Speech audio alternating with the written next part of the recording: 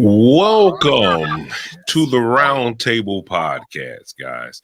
We like to thank you for joining. Yeah, we get it. We know this is the Super Bowl, and you have to get into your routine, whatever it is that you do. You turn your hat backwards because you think your team's going to win. If you bring out your favorite sweater because this sweater is the winning sweater, it led you this long. I mean, we get it, and you still have time to do that. And guess what? And watch this podcast. That's right. I promise you, you're still going to be able to watch the winning or the losing team, right? Hopefully they will produce a good game worthy of the Super Bowl, right? Especially in this time. We need to be entertained, right? We need to be entertained. So kudos to whoever wins. I'll say that. And I won't throw out a team. I'll be biased. But anyway, we'd like to thank you for joining, guys. Listen, always remember to like and subscribe to this page. It's just one of those things about this podcast where we actually suck on YouTube. We suck on YouTube. Facebook, we do pretty good. Yeah, but YouTube, we just freaking suck. You know what I mean? But listen, we won't suck if you go there. That's you right. Go there and you subscribe to that page. I mean, it's over 100 podcasts on that YouTube page. Yeah. I know people today, they like to see it live, and we started off live, so maybe that's what it is. Everybody want to see us live, and we have and that's what it is. I think that's what it is anyway. I don't think they hate on us like that, but we get it. We definitely get it. You love it live with this pod. And guys, go to our YouTube page, go to our IG page, guys, go to our website. You can actually go to our website right now and watch this pod. That's right, live on our website. So don't forget to share, to comment, leave your comment. Listen, we welcome comments. I always say there's no stupid questions or comments. We here to somewhat entertain you and to some degree inform you that you can feel comfortable and at home on this podcast. That's right, this podcast. And guys, listen, how was your day? How was you guys' How's everybody's weekend? And that's to everybody. Oh, great. Wonderful weekend. Very productive. Very productive. Awesome. That's right. Right. That's right. Hopefully everybody, it's been cold in some places and warm in the others. And so we hate on those who are warm. Like in Florida. My mother's in Florida. And it's not that bad today. I don't think the day was that bad. It ain't that bad. In Michigan, I'll say. I don't know anywhere else, but it was, spent, You saying that because the sun was shining, Tom, but it's cold. It's cold. It's cold. Yeah, I went to the store yesterday, and yesterday was my daughter's birthday, so I went out. You know how some men are, they last minute shop. So I went to the store last minute to grab something. And as I'm in, I popped my hood. I didn't have any gloves on. I'm trying to put, I went to the store to get one of those little bags, little special birthday bags, so you can put the little gift in. So, so you just want me just bringing up a plastic bag up and say Merry Christmas. So I was trying to happy birthday. Happy birthday. Oh Lord, Merry Christmas. Oh, please. But anyway, as I'm putting this stuff in the bag, my fingers are just freezing. I almost felt like they were froze. Oh, wow. And I'm like, I can't believe this. I'm trying to, do this outside of the store. So when I pull into the garage, I can just grab the bag and take it upstairs. But yeah, anyway, I digress. I digress, guys. I digress. That's enough. But anyway, let's get into this topic because there's before we get off into what you're saying, I know you're going to read everybody's topic. Welcome our guests. But before we go there, there's this new thing that's out, and this new thing that's out, and we're going to talk about it. It's the biggest thing out now, only because we're like fish. We adopt to wherever environment we're in, whatever tank we're in, we change, right? And that's what's going on here with this pandemic. And maybe this is something that become new, or is it new in terms of internet dating, Zoom dating, dating FaceTiming? Maybe it's not really new. As a matter of fact, I won't really call it new. You know what I mean? It's just it's placed differently now because we have this pandemic, and we're going to talk about it. Before we go there, we're going to find out who's on this platform today as it stands. And Lady B, awesome. We'd like to welcome our guests today to the round table. Thank you guys for joining us. Thank you. Awesome. So we have Torre. I don't want to butcher your last name. Is it Castagnier? It is Castagnier, yeah. Awesome. Then we have Kevin Bozeman. And we also have Tamika Snodgrass. Thank you guys for joining us. I'm just going to read like a couple lines. It's not going to be you guys full bios, but I'm just going to read a couple things here. Torre, he's a life coach. His primary focus is dating and relationships. Also, we have Kevin Bozeman. He's a master trainer. He's a CEO and a founder of RelationshipAvenues.com. Also, we have, let's get down here, Tamika Snodgrass. She's a managing director of Confident Heart Coach. And she is a certified life coach and a True Colors facilitator. So we thank you. We welcome you guys. Yes. Lovely team. Awesome. True Colors facilitator. That's what's up right there. Yes, it is. I keep telling Tom we need a clap track. Yeah, I literally keep forgetting to do that. And I have a mixer board where I just put it in there and actually just pull it. We're gonna get it together. I'm gonna stop being lazy in that area and I'll find something in there too we can use for some sound. Awesome. But guys, you go ahead. No, I'm just going to kind of go over a quick summary before we dive into it. So this is somebody asked this. This guy, he met a girl, and they have been FaceTiming each other. Their conversations have been great. However, he just don't know how to tell if they have good chemistry or not over FaceTime. He wants to know if it's possible to have good chemistry with a date over FaceTime. And what are some ways to know if you are hitting it off with someone you're not in the physical presence of? So that's what his question was. He want to know, can you build chemistry date chatting? That's what his main thing is. And see, my thing is, before we get off into asking the questions to end, we just trying to tweak it, get it warmed up. You get in the car and turn the car on and get it warmed up before you just start driving off in every direction you want to go. Right. So I mean, what do we think about this? Is this an age thing? Is it a thing or is it somebody? As long as you know how to utilize the internet and Zoom or FaceTime, and you're good. You know what I mean? Because to some people, they actually have to physically see you. They have to physically kind of feel that chemistry and things like that. Right. They have to be next to each other. And talk to each other. They have to see. And some people are touchers. They have to, put their arms on, their hands on your shoulder. Before they connect. Whatever. But here's something totally new. Yeah. Where I'm looking at you, you're looking at me, and and I'm trying to be funny when I say that. Have you ever seen those people on social media? They only take top shots of them. They only take those picture shots of them, and you the only left shot. you only see here. You never see anything else. But they this kind of person. I mean, is that type of person is actually on a Zoom? I mean, who you're talking with, where they lift the camera up and they don't want you to see their whole body or anything. You know, there's some things that they don't want you to see this side of their face. So maybe they'll be talking to you like this. You know, I mean, what is this? I mean, you know what I mean? Is that? I mean, is it deceptive? I mean, you know what I mean? So getting into this, Tamika, I'm going to ask you, you know, I'm going to lead off. I said some questions that I want to ask, right? Here we go, right? Tamika, this is the question that I want to ask you. Is it possible to feel any chemistry on a video chat date?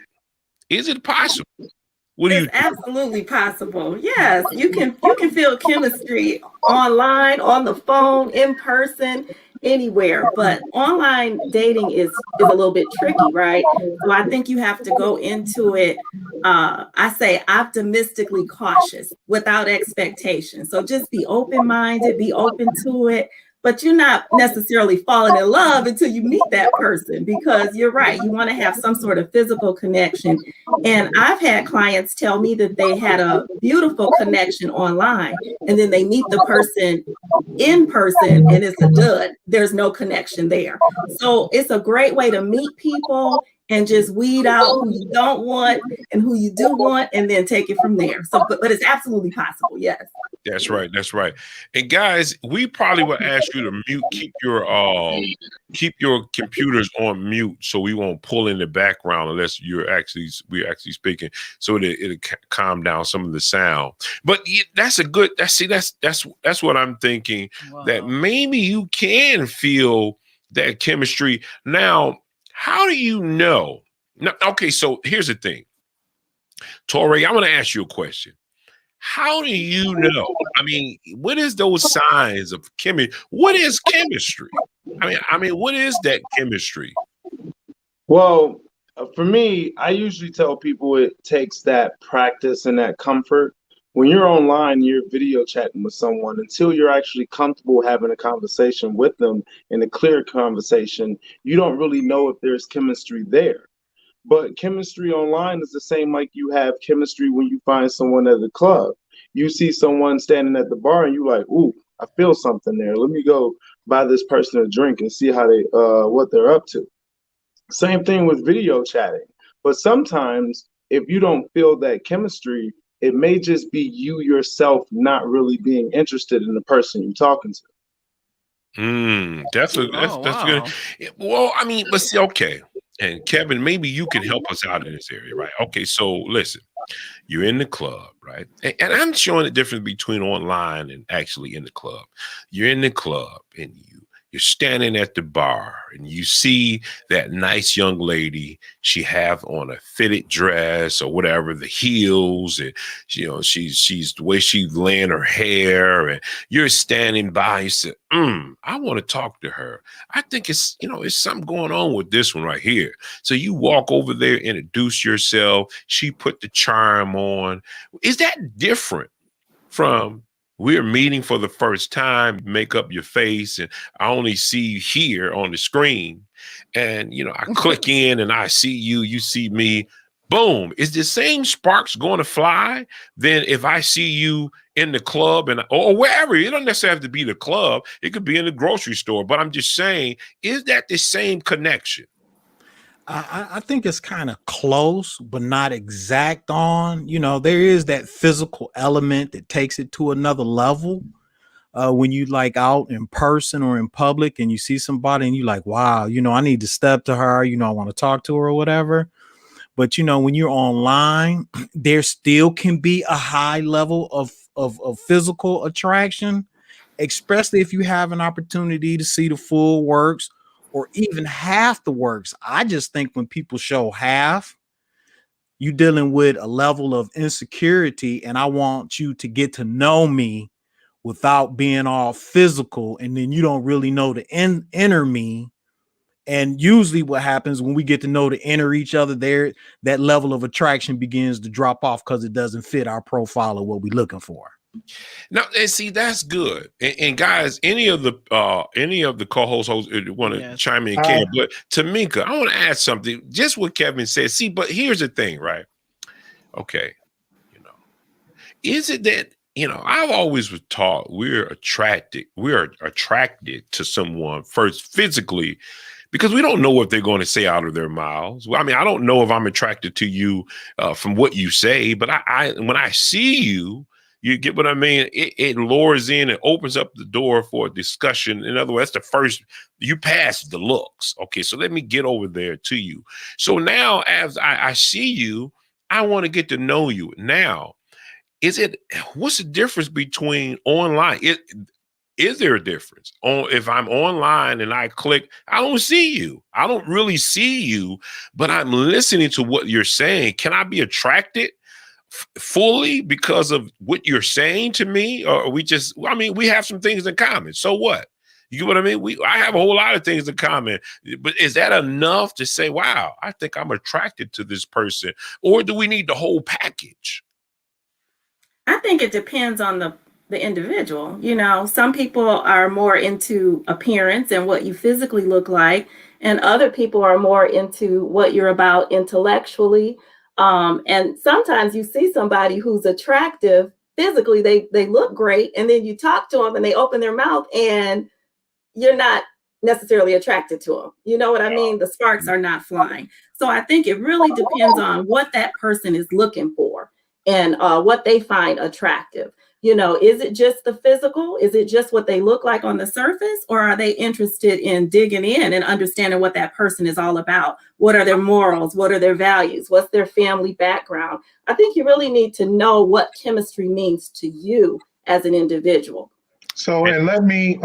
Good question. Great. And that's a good point. That is. There's one thing I thought about was, because to your point, Tamika, I'm sapiosexual, meaning that I'm more driven by the intellect, because I can meet someone who they're visually attractive, but I always use them in terms of their intellectual attraction. If we can't get in the car and drive for an hour and have a conversation, I know we won't be able to have, no matter how fine she is, we won't be able to have a good relationship, because I really need to be stimulated mentally.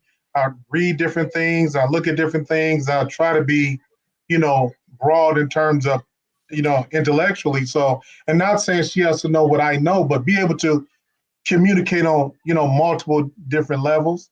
Now, to your point about chemistry, Tone, I use another term for chemistry. I use a term like connection. They're like online, I do believe that, we can get a connection between each other. I mean, amongst two individuals. But I do think there's something to the online connection, but also the presence of another individual, because all things are measurable. So I think just being around somebody, that synergy that you get between two people when you're in their presence, like if you're in a restaurant and their energy, their body language, nonverbals, a lot of those things you can get, which I think is a large part to the chemistry. Because I've went with someone, and the first day we've talked, and she said, "Hey, come sit on the side next to me." That was attractive to me. She said, "I want you to be next to me, so I could just, so her shoulder can touch mine." And it wasn't sexual. Did she take a bath? You can't get those things, online. You said, did she what? Take a bath? She take a bath. You know what? She brought it up in the conversation. Oh, that's terrible. She brought They it up. talk about something. Listen, they talk about something from last week. Yeah, Because I think Tone said in order for him to, back in the day, to date a woman, he had to know that she took a bath. So that's on Tone. Oh, no, you lying. I rebuke you right now. That's a lie. You said that. But no, I mean, and that's the thing. That's the thing. So that we stay on focus. We are talking about internet dating in terms of Zoom, chat, whatever it is. And I guess we're trying to either debunk that you can have chemistry online. There is a chemistry. And why I'm saying this, you know, I'm a definition guy. Producer, pull up the definition of chemistry so that we can get a defined word so we can go from there. I'm a definition guy because it helps put things in perspective. But before we go to Kevin, I want to read you something. Do you think men and women can test out chemistry on a video date before actually physically meeting each other? Absolutely. I absolutely think that's 100% possible. You know, here's a scenario when I think about online dating or internet dating. It's kind of like the old rule when they say never go grocery shopping when you hungry, because you start getting everything possible. Wow. It's the same way when you online dating. If you have such a high level or a need to want to be in a relationship, you probably are more likely to connect on a chemistry level with a whole lot of people that could be wrong for you. Mm-hmm. Versus if I go grocery shopping, now I've already eaten and I got my grocery list. Now I'm going shopping. I'm just going to get what's on my list. Now I'm staying within my budget and my boundaries and how I set that up. And that's really how, when you do internet dating, that's really one of the very first principles that you should do. You should know exactly what you want. That'll take care of all that other false chemistry read. But now you got lovely T to sit up. Whatever you said, brother, she sat up. Go ahead, lovely T. What you got? You sat up. Could you talk to him? You know you're gonna go at it. No, I think so I have had a period of being single and going online. And I think, you know, I don't want to get too far off the topic, but like you freezing on this train. Lovely T. I know I got a horrible connection today, y'all. Yeah, but I'm just saying that the internet dating does have its place. To me, as a single woman, it could be even safer than trying to go out in the street at night. And, you know, like Kevin said, you can have your grocery list. You can set that in your profile, although people will, you know, ignore the profile and still, but you can weed out and sift out, you know, a lot of riffraff. I'll just say that. But then the other half of that, though, is I think about like biologically, like there's pheromones, there's, you know, just again, like the way a person smells, the way a person swag, the way a person walks, you know, all of those things that, you know, you have in the physical space that you don't necessarily have on the internet. So, and I think, Kevin, I keep going back to you, but you said it, like, you can have some connection, but it's not 100% because there are those elements that you can only get in a physical space. That's right. And I agree. But Tori, see, this is my problem, right? The problem that I have is this in this situation, that the reason why you even accepted that date for whatever reason, especially if it's online, is that you seen the appearance of the person. You seen some imagery. You didn't just say, hi, out of my mind. Yeah, this is the one I want to talk to. You were attracted by the picture. Whatever it is that you see made you want to go to the next level. So can we say that we're saying one thing, we're doing one thing, but saying another in this conversation because I was lured in by an attraction.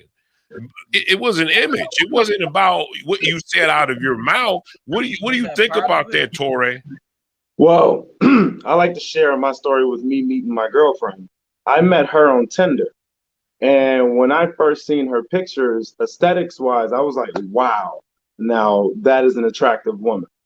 And so as we started talking and then eventually we got to the video chat, I felt somewhat of a chemistry, but in the back of my mind, the only thing I kept thinking about was, well, she could still be catfishing me. Like there could still be something wrong. And it wasn't until we actually got to meet in person that I was able to let go of those worries and fears. And the video chats after that, we was able to build that chemistry even more because I no longer had those worries about who the person was I was meeting. See now, Okay. I like that. I like that, and that's a great point.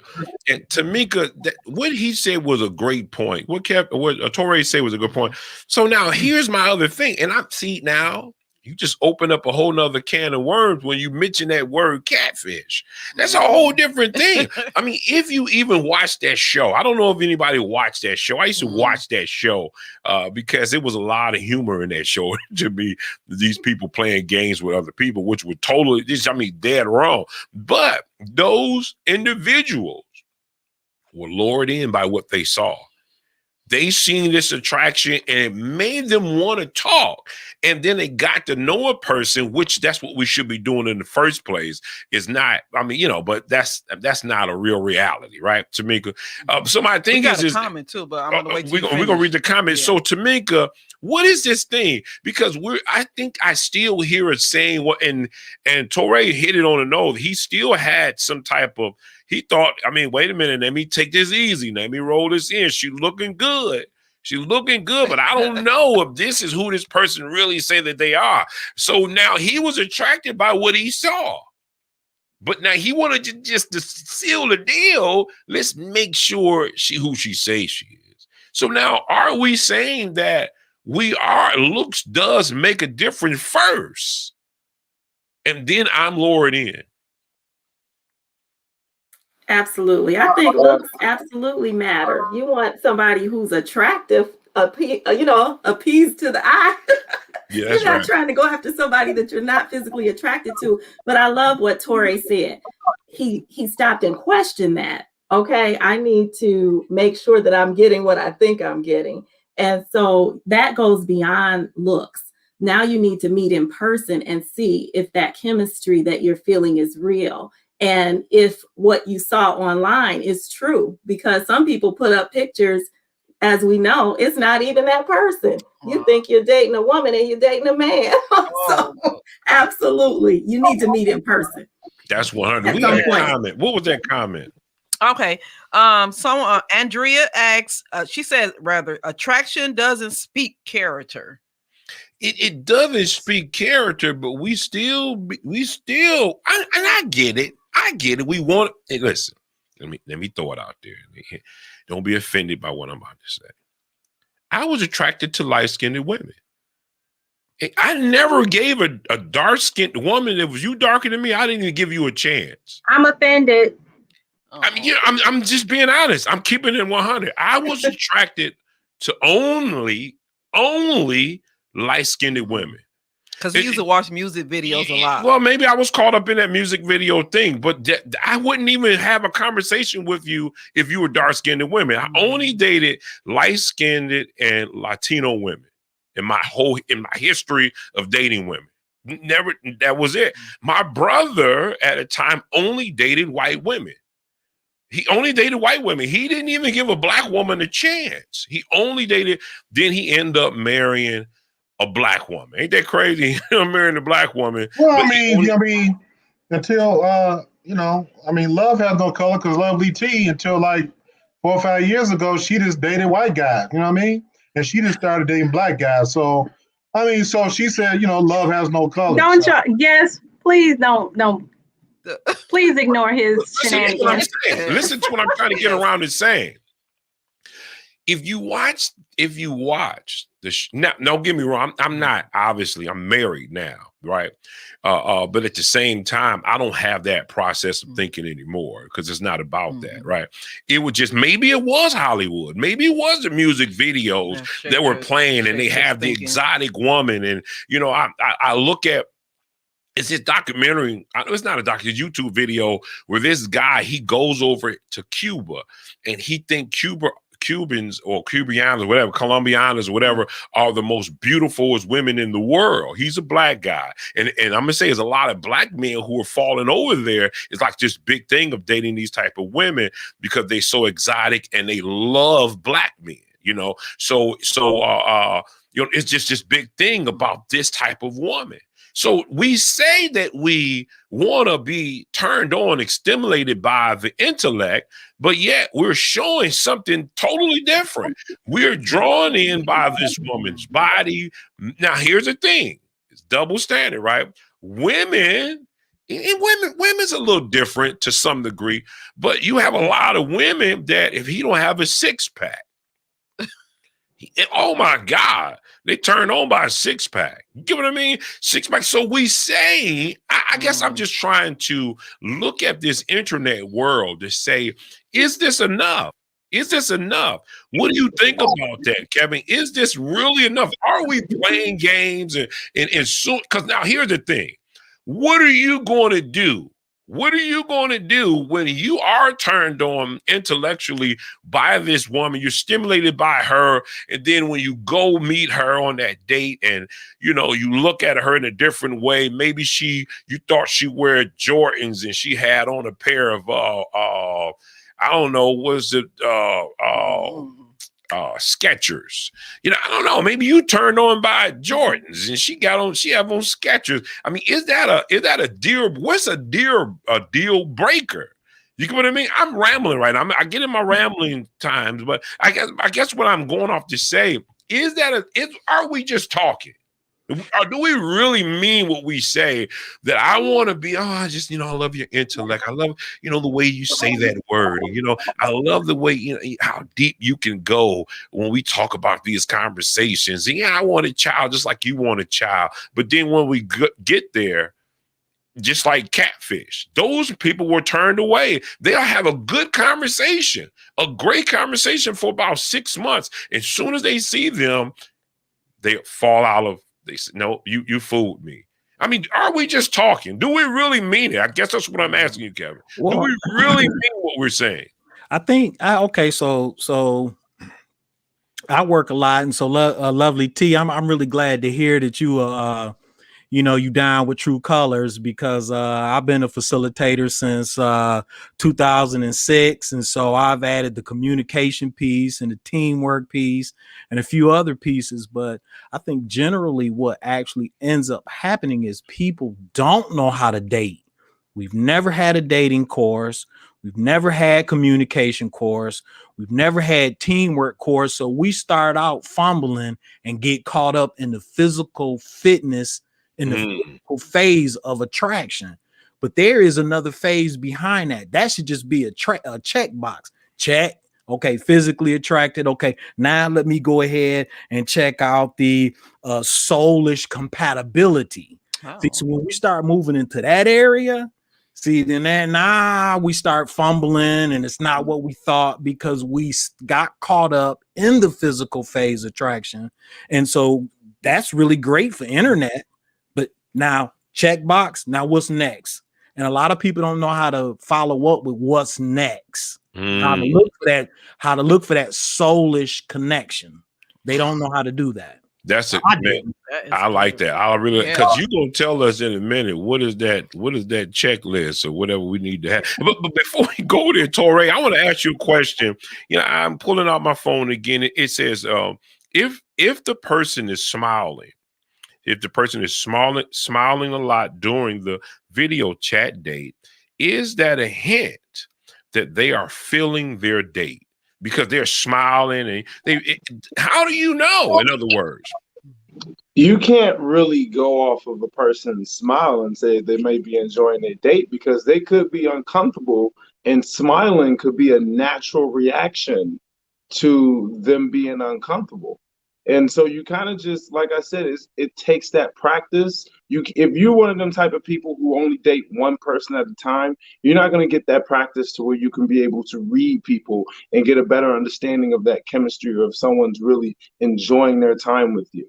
But please repeat that for all the males and females, because just going back to them days real quick, Tori, you meet a guy and they'll tell you like, oh, you gotta date me and that's it, because I ain't down for you dating other people. Like, what? I thought that was dating. If you're looking for a relationship which should be fostering into something serious, then it's the same like looking to buy a house. You don't just look at one house at a time and say, you know what, this is the house I want to buy. My house was the 32nd house I looked at. I'm pretty sure my real estate agent thought I was not buying a house. But by the time we seen the one I'm in, I was like, Yes, okay. I know it's the 30th house I looked at, but now I know exactly what I want. So you're not going to know what you want if you only date one person. You have to date multiple people, and you're not going to be able to learn how to read people. Because just like it was said, not a lot of people learn how to date, but the best experience comes from practice. Let me ask y'all a question. Everybody on the panel, Torre, I just thought about something. If you have, quote unquote, your checklist or whatever it is that you're looking for in a male or female, right? And you meet that person, and they meet all your checkpoints. Why am I dating multiple people if I've met that person? They meet all my checklists. I want kind of all y'all to kind of chime in on that. Oh, okay.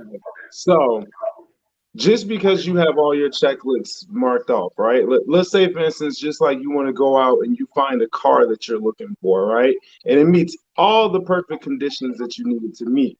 But when you drive it and you compare it to the other cars you've driven, you actually get the car, then you start to experience issues where you're like, there's some more things I need to put on my checklist that I didn't even know about. What do you think about that? That question RW3 said, Tamika. What do you think about that?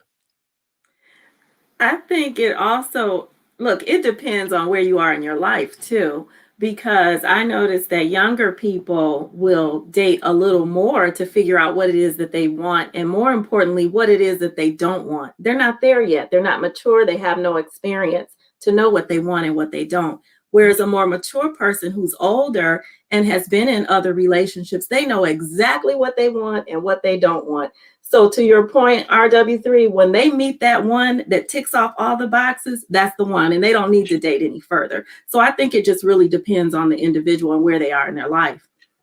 And see, that actually brings into that next question. And I want Tamika to start this one off again. Can people who have dates on video chats tell in 30 seconds if this is the one? I think some people can. I mean, if you ask the right questions and you have your set of expectations and you know what you want, you can tell if that's the one in 30 seconds or less, right away. Wow. Some people it's going to take an in-person meeting and they're going to need to ask a few more questions. They need to have some physical interaction. So it really just depends on the person. But I think if you're more mature and you're older and you've had experience and you've been in relationships, you're going to know right away. You start asking some questions because you know what you want and you can check them off the box right away. They're not going to work for you. I mean, come on now. She said some strong words there, Kevin. I mean, she just told us in 30 seconds you can pretty or less. No, or less. Oh my goodness, or less, like a pizza. You can get your pizza in 30 seconds. Listen, you know exactly if this the one. Kevin, what do you think about that? Well, I probably am half in on that one and half out, because I do think that you can tell if it's worth pursuing because they could be the right one in 30 seconds. Okay. I mean, for me, I was married, and after 18 months, that thing fell apart. And 3 years, 5 years later, I lost everything because the physical stuff, the conversation, that initial facade showed. But what I actually end up learning, and this is why I said, okay, we don't take a dating course. We don't learn how to argue fairly. We don't know how to negotiate, different points. But okay, so what's your relationship with God? How do they respond to authority? How do they deal with correction? I mean, that's kind of hard to tell when you caught up on how a person physically looks. And then the next thing you know, people get into a tight situation. Now they actually show the ugly. And Lovely T in True Colors, they call that out of esteem behaviors. Out of esteem, that's right. Lovely T, maybe you could speak to the part he mentioned when you were saying that, brother. You should have saw her veins popping when you said respond to correction, authority. Woo! And if you said submission, she'd have jumped off the podcast. But see, here's the thing. Though. Here's the thing. Okay, so remember, I don't know if it still exists, but it was a thing going on. It was called, I think it was called Backspace or Backsplash or Backpage. It was a website. Backpage. Yeah, Backpage. RW3 know the name of that one.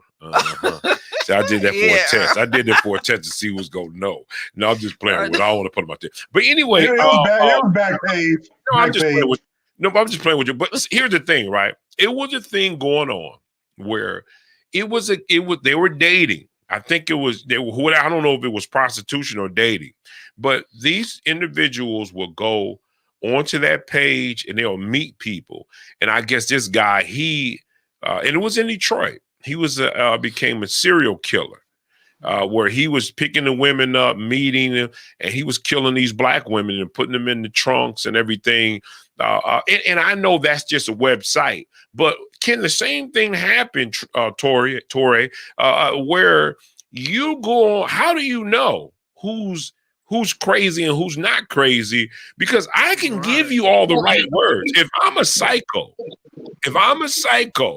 and a lot of psycho people, they are good at what is that word I'm looking for? More so, I guess I'll use this word. They know people. They try to tune in on people.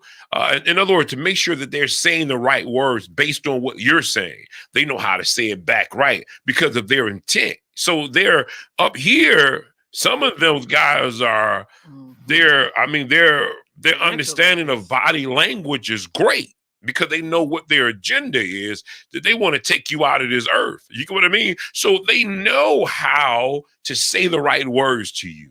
They know how to laugh and smile just so they can lure you in and do whatever it is that they want to do. How do you know how to protect yourself online? Just because this person is saying all the right things don't necessarily mean they're obviously the right person for you because of what people are doing. There's some crazy people out there. How do we monitor this thing, in this dating world so that we'll make sure that we're not picking up crazy people? I feel like that starts off with setting boundaries with yourself. Because that's the same way with when you're at work and you know that one person at work that if they get fired, you're not coming to work the next day. And when you run into certain people that you meet, whether it's in person or online, you still have to create boundaries to protect yourself. If I meet you at the club and you say, hey, and especially if you're a beautiful woman and you tell me, well, you want to come to a hotel afterwards, what's that chance that I'm going to end up in a body bag or I'm going to end up going home happy? So it's the same thing when it comes to meeting someone online. You have these lists of boundaries. And usually what I like to tell my clients to do is to create nonverbal questions for yourself. You can't just ask someone, hey, are you crazy?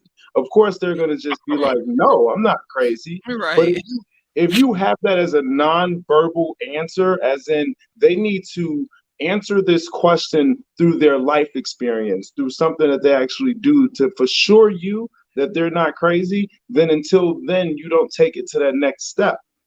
And but that's creating that boundaries and understanding the warning signs. What warning signs is going to automatically make you think, okay, now I need to put up some more boundaries because this person is worrying me. See, and that's good. And Tamika, this was going to be for you, right? So that's good. That's good. I like what you just said, right? But you see, I want to ask this question as well. Should we look? I remember someone telling me how he could tell if someone is lying. He checked for consistency because people show patterns. You just don't look. We don't look for those patterns. Consistency. And again, I'm throwing all my secrets out there. That's how I can look at a person. Consistency. What you said last time. I remember a whole lot of things. And you may slip up.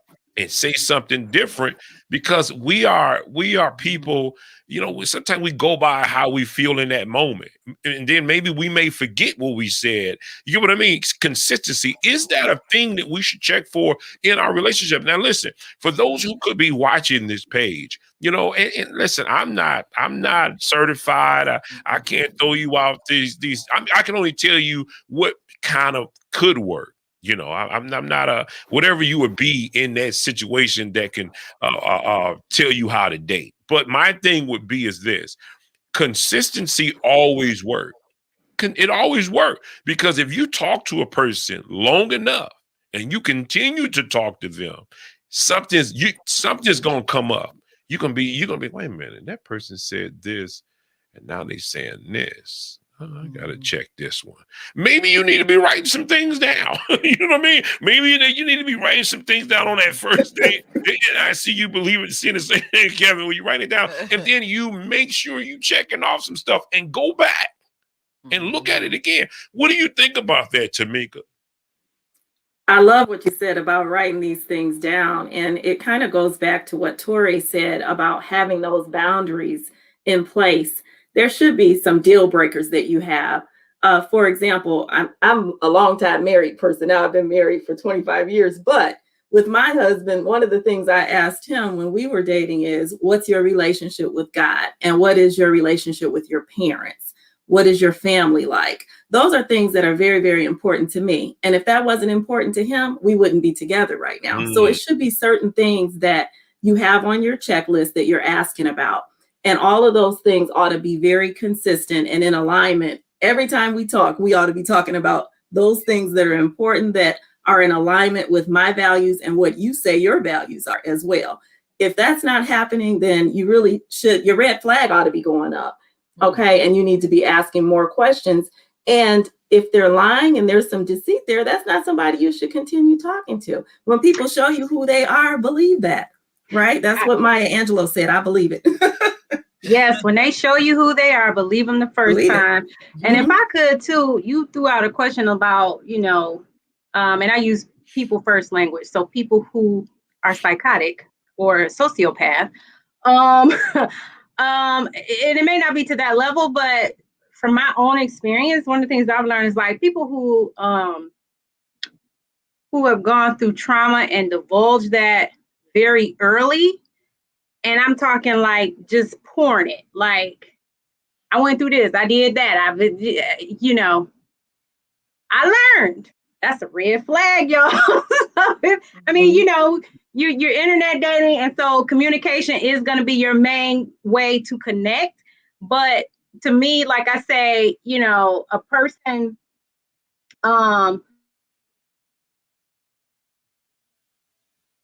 who does that dealt fully with that trauma, like they're still in it, and you want to be someone's partner, not someone's therapist.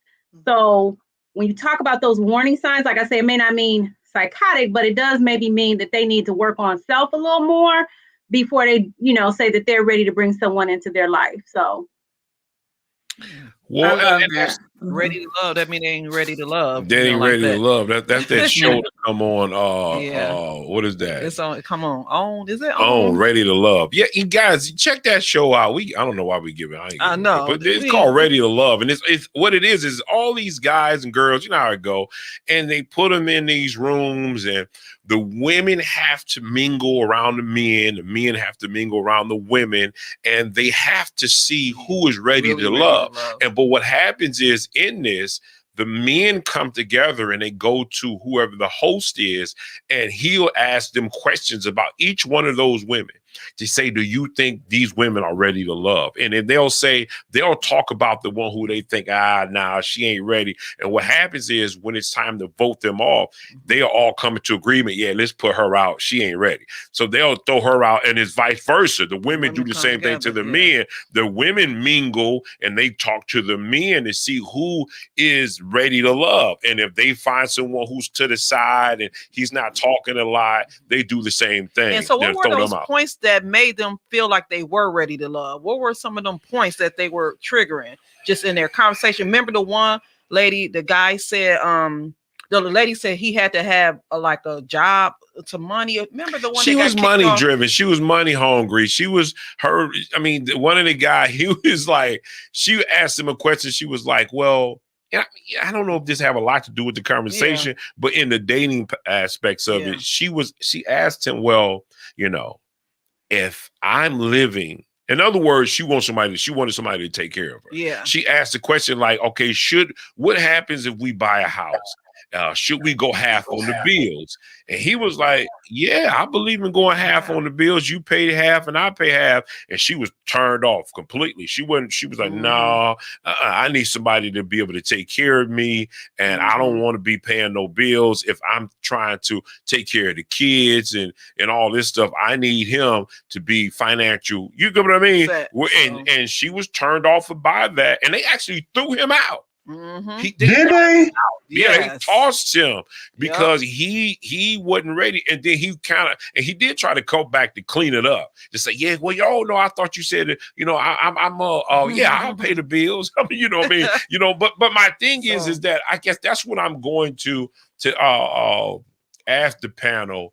You know, are we looking in the wrong places? Like, is online, if that's something that we actually should be, now I can see if you go out now with the young people, this is what you see them do. They'll go out and if they catch the female or the guy, they'll say, what is your IG? And they'll just give them the information, and then they'll start conversation online. Not just, I don't know how this would work, where, you know, you just message me and I message you because I seen your picture. We just start talking. If they like what they see when they out there, they say, hey, we got an IG page. They say, what is it? And they'll put it in, and then they'll go from there. So I guess my thing is, can this thing actually work? Will this thing actually work? Or is this thing just a mess in itself? And maybe Torre can answer that because his hand is put up. He ready to roll on this. What's going on? I was going to first start off and say to the men listening to this, do not ask a woman for her IG as an opening line. She will not take you serious if you start off with what's your Instagram. I feel like no matter what avenue you use to look for someone, it's always going to be jumbled if you don't know yourself first. You have to have a good understanding of who you are and be comfortable with you, because for one, you can't be looking for happiness from someone else if you aren't happy with them. And so no matter what avenue you use to find your perfect date, you need to focus on self. And once that is complete, then it's going to be easier no matter what platform you use. Okay, now in saying that, Tamika, I'm coming at you. And Kevin, I want you to share this. He's piggyback on this, right? What are the do's and the don'ts in terms of video dating? Like, what should I do from what I shouldn't do? Because we just said, even though that's not what the video dating, but don't ask for the IG. Don't ask for that page. But how do you know? See, now I don't know. Because see, here's the thing, right? Maybe I want to do that to investigate more about who you are as a person. And I want to look at that. Maybe I shouldn't say it on my first time, but maybe the IG can help me where I can just see you, where the video ain't just cut off at your face right here. And I can dig a little deeper when I get your IG page. I mean, what are the do's and the don'ts in terms of video dating? So, but why the picture got to be up here? I mean, why he want to see the whole body? Well, maybe so. When the woman would want, lovely T, come on now. When you want to see this guy's body as well, I purposely don't do, like, on my profile, and I don't know, maybe I'm old school, but this is all you getting, because I'm not advertising.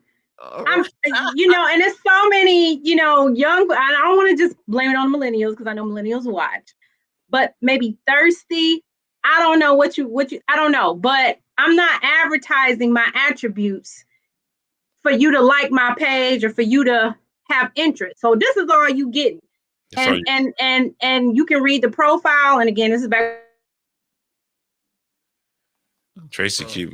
And if that's me believing that you have more, that you're interested in me for more than just my attributes, you know what I mean? So that's why I would say, like, you know, be careful to make assumptions about why this person is only doing this up, because it may not have to do with necessarily insecurity. It's just a boundary, like they talked about, like our guests have talked about, in terms of not, I'm not doing all, not me. But here's the thing, though. Maybe that's a two-way thing. Maybe it's turned around on the other side as well, where maybe, you know, there is some insecurities. Maybe there are insecurities of how this person may think that they look, because the internet is so driven by looks. We are people of creatures of habit. You know, we follow what the next one does. I mean, you know what I mean? And I don't know if that's in the right content, but you get what I'm saying. You know, maybe it's just that I'm going to show this block. You know what I mean? Maybe I want to deceive you. Maybe I want you to feel that, you know, hey, listen, I don't want you to see everything, you know what I mean? Because maybe you may not be attracted to something. And but you know, I digress from that. I pull from that. I guess I'm going back to that question again. What are the do's and the don'ts? You know, what should I be aggressive? Should I not be aggressive? What should I do in terms of video dating? Tamika. And then piggyback off that, Kevin. I'm going to start with a couple of don'ts right away. Don't send money to anybody that you've never met and that you don't know. So that's a number one don't. Don't send nude pictures of yourself that could be posted all over the internet. You know, so I'm going to start with those two don'ts right there. You. Right? And then for the do's, do ask a lot of questions. Do keep an open mind, but don't go into it with a whole lot of expectation that you are going to fall in love online. I think the idea is to get to know people, and going back to what Kevin said, date online. That's the whole idea. You're meeting people and learning about them. You're not falling in love necessarily online with somebody that you have not yet met. Okay, so that's what I would say. Just be very open-minded, be cautious, and take your time and just have realistic expectations, right? That's what I would say. Wow. What do you think about that, Kevin? What do you think? What is your input in that area? Well, you know, I totally agree. And I want to add on to that, since we building this dating pie here. So here's a don't for me. Definitely do not, and that is, if a person is not able to use a cam, show themselves, have a connection, do not talk just based on typing and a picture being sent. You are opening yourself up for some mess that you ain't ready for. Getting caught up into some words and some text, and that's just not a good thing at all. Let me ask you this. So what if she don't want to show you the prize right now? That's fine. Trying to dig in your mind and see how intelligent you is before she show you all this. With that song, I don't think you're ready for this jelly. You know, I don't think you're ready for this jelly, because she said her body's so. I ain't want to go all that, but the bootylicious for you, baby. I mean, that's the song, right? I don't think you're ready. Or maybe she got this up. We got a comment before. I want him to finish it, but let's read that comment real quick. Patricia said, I agree with the profile picture. Only the head and shoulders. Wow. And what she said? Come on, say that, Kevin. See, there it is. I mean, so my thing is, finish your statement, kid.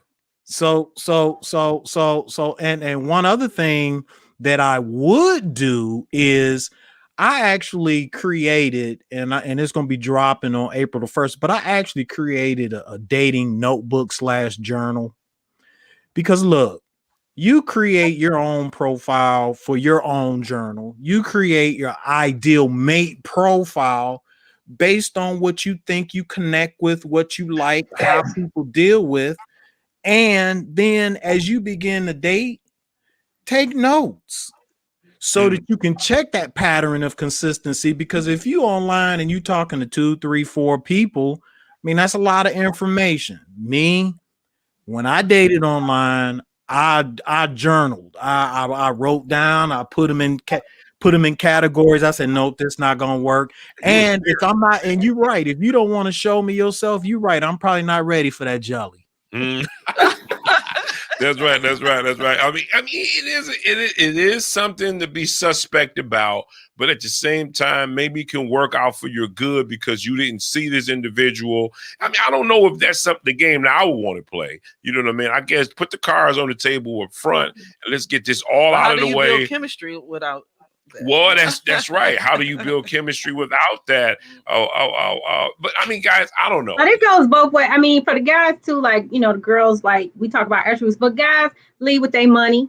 You know what I'm saying? If you got a profile and the dude is like, you know, a gold chain, car. I mean, you know, that could, I don't know. To me, like even that intro says something about you from the word go.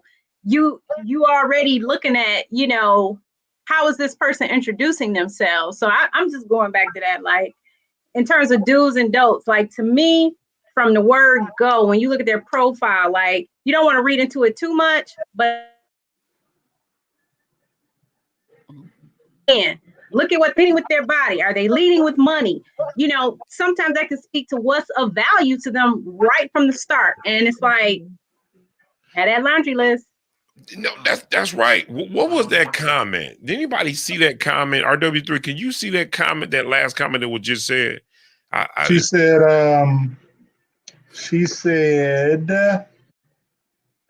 all right there. I also agree with Tori. Don't ask for my IG. I feel as though it gives new suitors false hope and courage. Also, she put a meanie face up there. Miss Stowers did that.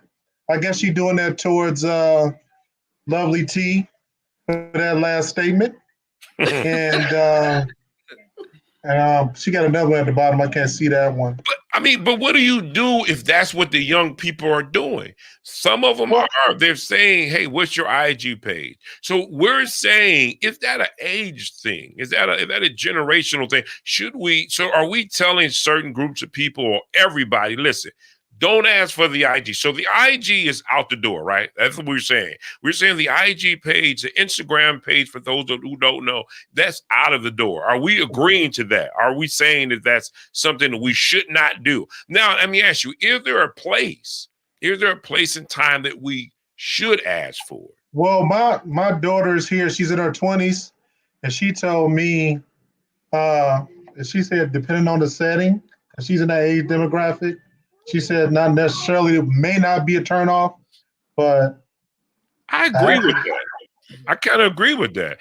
I don't think it's in the social media area. She said, you know, they just, you know, vibe like that. It's normal. And see, that's the thing. Aren't your daughter a relationship coach?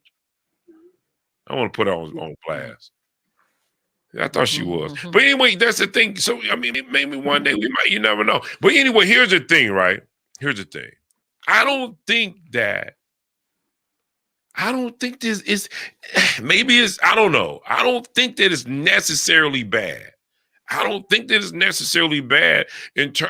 that there's maybe, like Torre say, maybe not at the beginning. They're not going to take you serious because that's that, you know, that flow, that young thing, and not really, you playing games back and forth. So maybe not up front, but maybe as a way that we can communicate back and forth, because I'm not going to always want you to maybe I'm not going to do a stream with you all the time. Maybe we can conversate back and forth on IG, on our page, whatever. Maybe I want to show you some pictures. Maybe you want to show me some pictures. So I don't think I'm going to throw it out all together. But now, in terms of first meeting, you know, maybe not, you know what I mean? But down the line, I don't see anything wrong with it. It's just another thing to do. It's something to do that we can have in common to learn to get to know one another.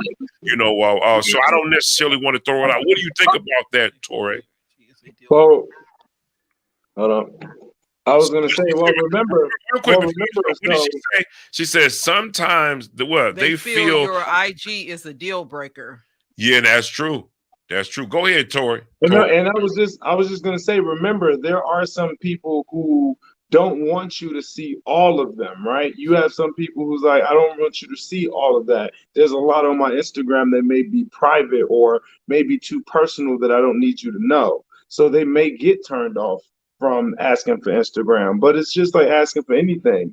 If you don't start off with that. You just start off with the conversation, getting to know the person, getting comfortable with that, showing the person that you can have adult conversation and that you can communicate. And then maybe you go from there and start asking about IG or Facebook and social media. Right. So Kevin, no, Tamika, we live in this the age that we live in. That's the purpose of our cell phones. That's the purpose of the IG, the Facebook, the YouTube. You have it. I mean, whatever you have. That's the world we live in, where that's what we do. I mean, that's what the young people do anyway. It's just part of the new culture. It's almost like what was back in the day, in our day? What's your phone number? That's what we asked you for. We knew that was the way we were going to get to know you, by talking to you on the phone before we even go out on a date. And next thing you know, we're on the phone for hours, because that was the age that we were in. What's your phone number? Then it was, what's your number so I can text you? I mean, we don't exchange numbers. No, I think we still do exchange numbers. Well, I mean, but what I'm saying is that I'm saying, isn't this part of the culture as well in terms of the IG? Isn't it part of the culture? That's what they do now. I do think it's very generational. I think the millennials and the Gen X, that's how they communicate. They have their phone in their hand all the time. And I don't think they even have to ask you for your IG. They're going to check you out on Instagram and Facebook and all of that. They're going to do that already. So it depends on the age of the individual. So I don't think you should ask on a first date, but please know that your date is going to check you out online. Let me ask the panel this question. I've determined not to be on social media. So I don't have IG, Facebook. What else is it out there, you all?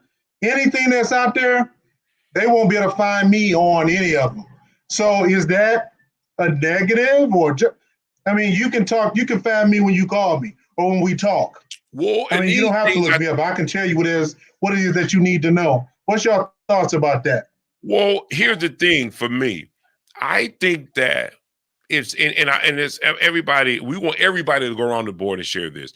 But for me, some degree, people think it's suspect if you don't have anything at all, because you're not purposely trying to be found, and they'll begin to ask why. In this world where you do business, for me, it's all about business. It is about meeting new people, understanding their worlds and how they flow in their world. I mean, everybody is like an open book. And when you don't see that, people begin to think, okay, why you don't have these things? So that's for me. Well, I'm sorry, I'm on LinkedIn because of my business. Besides LinkedIn, nothing else. Somebody said that comment depends on the age range you're talking about. So that comment depends on the age range. Maybe you have somebody that's in their 60s, 70s who just don't know how to use. I don't know. Maybe I'm just trying to go higher up in age, so I won't offend anyone. So maybe that type of people don't know how to use it, so they don't. You know what I mean? So who knows? But it's kind of. I know some people who didn't have it, and I used to always wonder why. Yeah, but then I found out. Well, I guess what I'm saying is, if I'm sitting here talking to someone, you found me. I'm right here. We're talking. Well, here's the thing. In the midst of COVID, like divulge what you feel free to divulge about your personal dating life, but how does that work? Like, you just meet people at the grocery store, the gas station with masks on, like, right. Yeah, it's weird. Because how do you get forget lovely T? I don't know what she's talking about. No, what she said was legit. Lovely T, I don't even know what she's talking about. That is actually a legit question, because how would you get to know the person otherwise in this new age that we're in. I call it society that we're in. How would you get to know this person because of the COVID? Everybody locked in 6 feet. Well, I mean, we could do. I have a Zoom account. I mean, we could do Zoom. But see, here's the thing. Now, I'm going to be honest. I mean, we can go, before it got cold, we could do social distance. We can go for a walk. But I'm going to be like this. If you did, now that's just me. It's not everyone. If you didn't want to show me or disclose any information as such as an Instagram, which should be no big deal, or Facebook, which should be no big deal, it kind of make me wonder about who you are as a person. Now, I'm not saying on the first time we meet. Not saying that, but as we go along, you mean to tell me this page, which is designed, the reason why it was created is so that I can show you my personal life, let you in my world. You know what I mean? And if you said you like me, you got everybody else on your page. Why can't I see what's going on? Everybody else in Right, their that's why I don't have a page, so everybody won't be on it. Patricia just said, Patricia said 0 social media. Deb Davis said, but if you're dating online, you have some form of social media. I'm not dating online. Patricia says you can still meet people in this age and time. Patricia said, I do not like video calls. And Deb said, exactly. So I mean, I don't know, because see, my thing is, and guys, this is open panel now. This is open panel. So anybody want to talk, they can just talk. It's open panel. I guess that's my thing, that I knew people right this moment who've gotten married because of social media. That's how they met. Divorce, you mean? No, they got married. They got married because of social media, dating online. The last person who was on here before our last pod, she had a service, a dating service, where she connected these individuals together. And that's how she met her husband. That's how she met her husband, come to find out. So, I mean, it's not that this is some type of strange concept, you know, where it's like, it's not, I don't know, it's not new. What do you guys think about that? Anybody could talk. It's open panel. I'm gonna say this and jump out before they jump in. And honestly, not having social media has not been a detriment. I've been fine. I feel like with what's going on now, social media makes it a lot easier to meet people, because there's still a lot of people that's afraid to go out. There's still a lot of people who get bored or work more hours and they can't go, because you got to think some people may have lost the jobs of one and they have to take 2 jobs, so they don't have the time to go out and meet people, but they still want to, so they download the social media apps. Well, there it is. That's what Torre. What do you think about that, Kevin? Well, you know, this is, as I'm listening to everybody talk, this is what's going across my mind. Look, I don't care what the tool is. Instagram, Backpage, none of that matters whether you young, millennial, Gen Z or not, because when we were young, we didn't know what we was doing either. Young folks still don't know what they're doing when it comes down to dating. Same game, just different tools. People need to really focus and understand, what does effective partnering look like? And just me personally, if I can't find your profile and it's private, it's probably private because there's something you don't want me to see.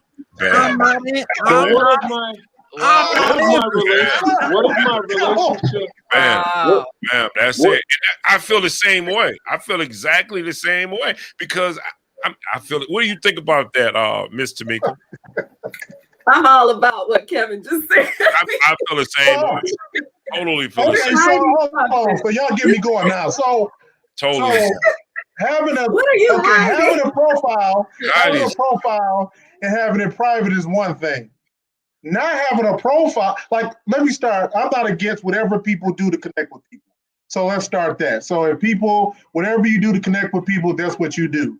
On the flip side, because I can make the counter argument that people on social media are narcissists and they want to be seen from everybody. So if your argument is that if you don't have social media, you're hiding something, my thing is, on the flip side, I have all the social media because I need people to affirm who I am. I need all this energy from the public. I'm not saying that's what it is, but there can be a counter argument. So if you get social media, great, that's fine for you. If you don't have it, that's fine for you in terms of interacting with people. Because Some all the people people connect with their families that, because of families being in different states. So people have social media so they can share the family photos, things like that. So it goes along, different ways to have the social media. Yeah, and narcissistic. You know what I do? I've been, my sister's in Arizona.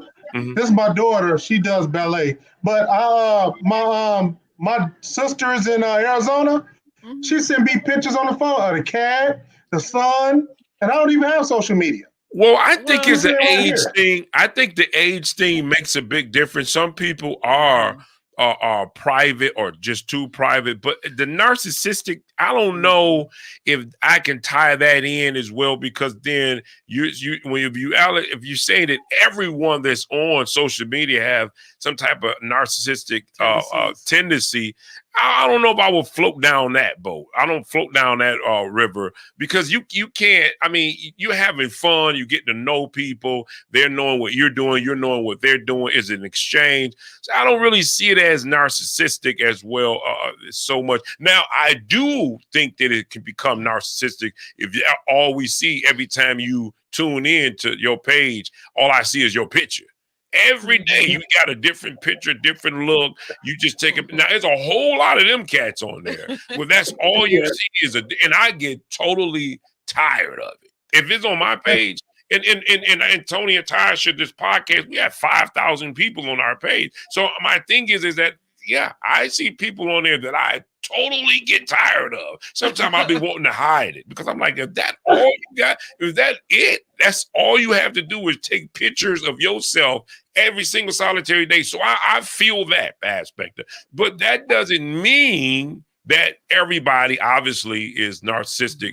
But Kevin said, I agree with that. I agree with that on the same token, just like I agree. On the flip side, if you don't have it, that means you having something. That's what I mean. Well, there's a balance. There's a balance on both sides. But I'm gonna be honest. It's almost like being tied into the matrix. If you don't have this, somebody may say that, wait a minute, you different from the rest of it. And it is challenging that it's no way I can find out who you are.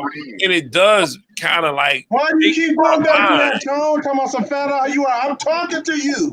Well, no. I'm not saying that. Okay, here's the thing, right? And I'm not tying. Let me say this. Hold on, let me say about that. I'm not.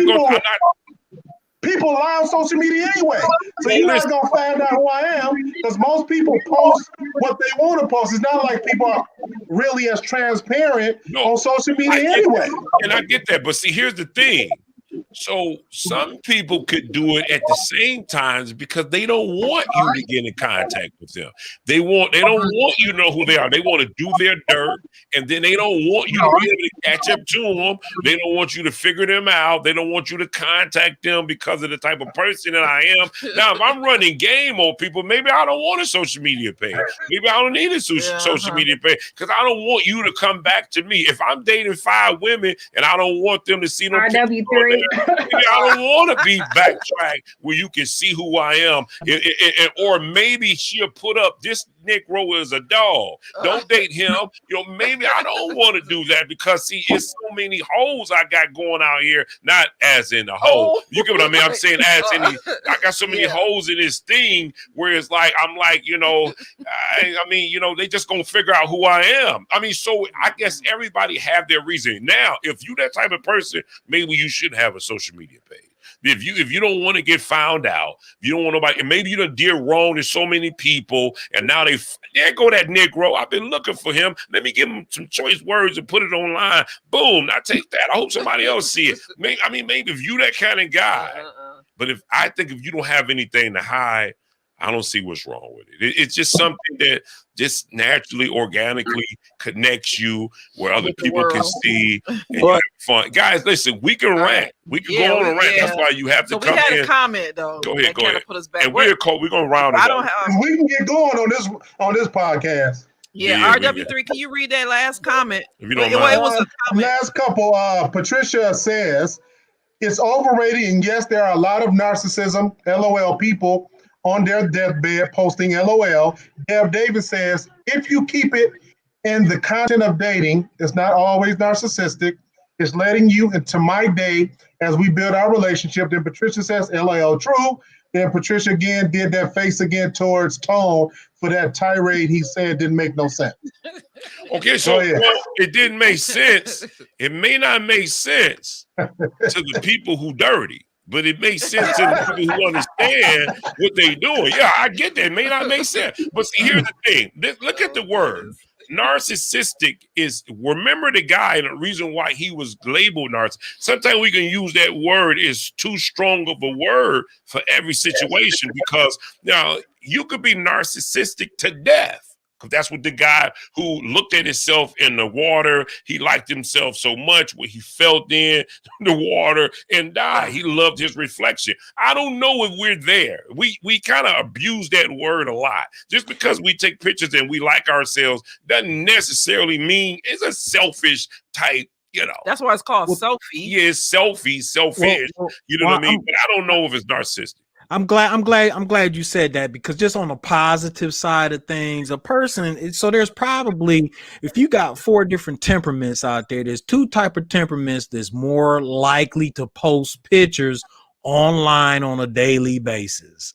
It's the one that's kind of flamboyant, outside the box, fun loving. They're going to post pictures in the bathroom, in the car, at the grocery store.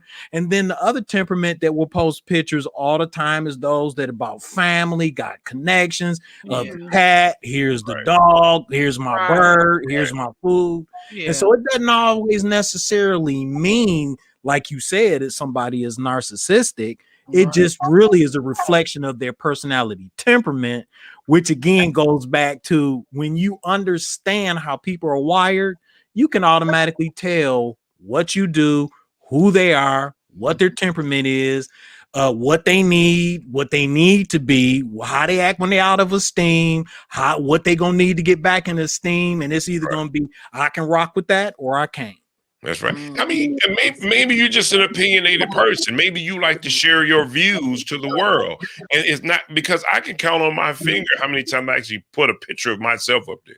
You know, I don't really even feel like I need to do when we that. went on a trip, we shared some pictures. We share the pictures with those, with some family members about what it is we do, and that's just being fun. So, I mean, I guess everybody have their own, but if you look at it in the reason why I don't do it in a dark way, I don't know. You know what I mean? What's the dark way, Tom? What? Hopefully we're doing it for fun. You know, okay. Here's the thing. What's the reason why you wouldn't do it? Do what? Have social media? Well, I mean, in this day and age too, you got to think about it. And I'm just trying to give RW3 a little bone here. I don't care either way. You have employers. You know what I'm saying? And some people like to keep their private life separate from their business life. And we know in this day and age that employers will look at your Facebook page as a part of an interviewing process.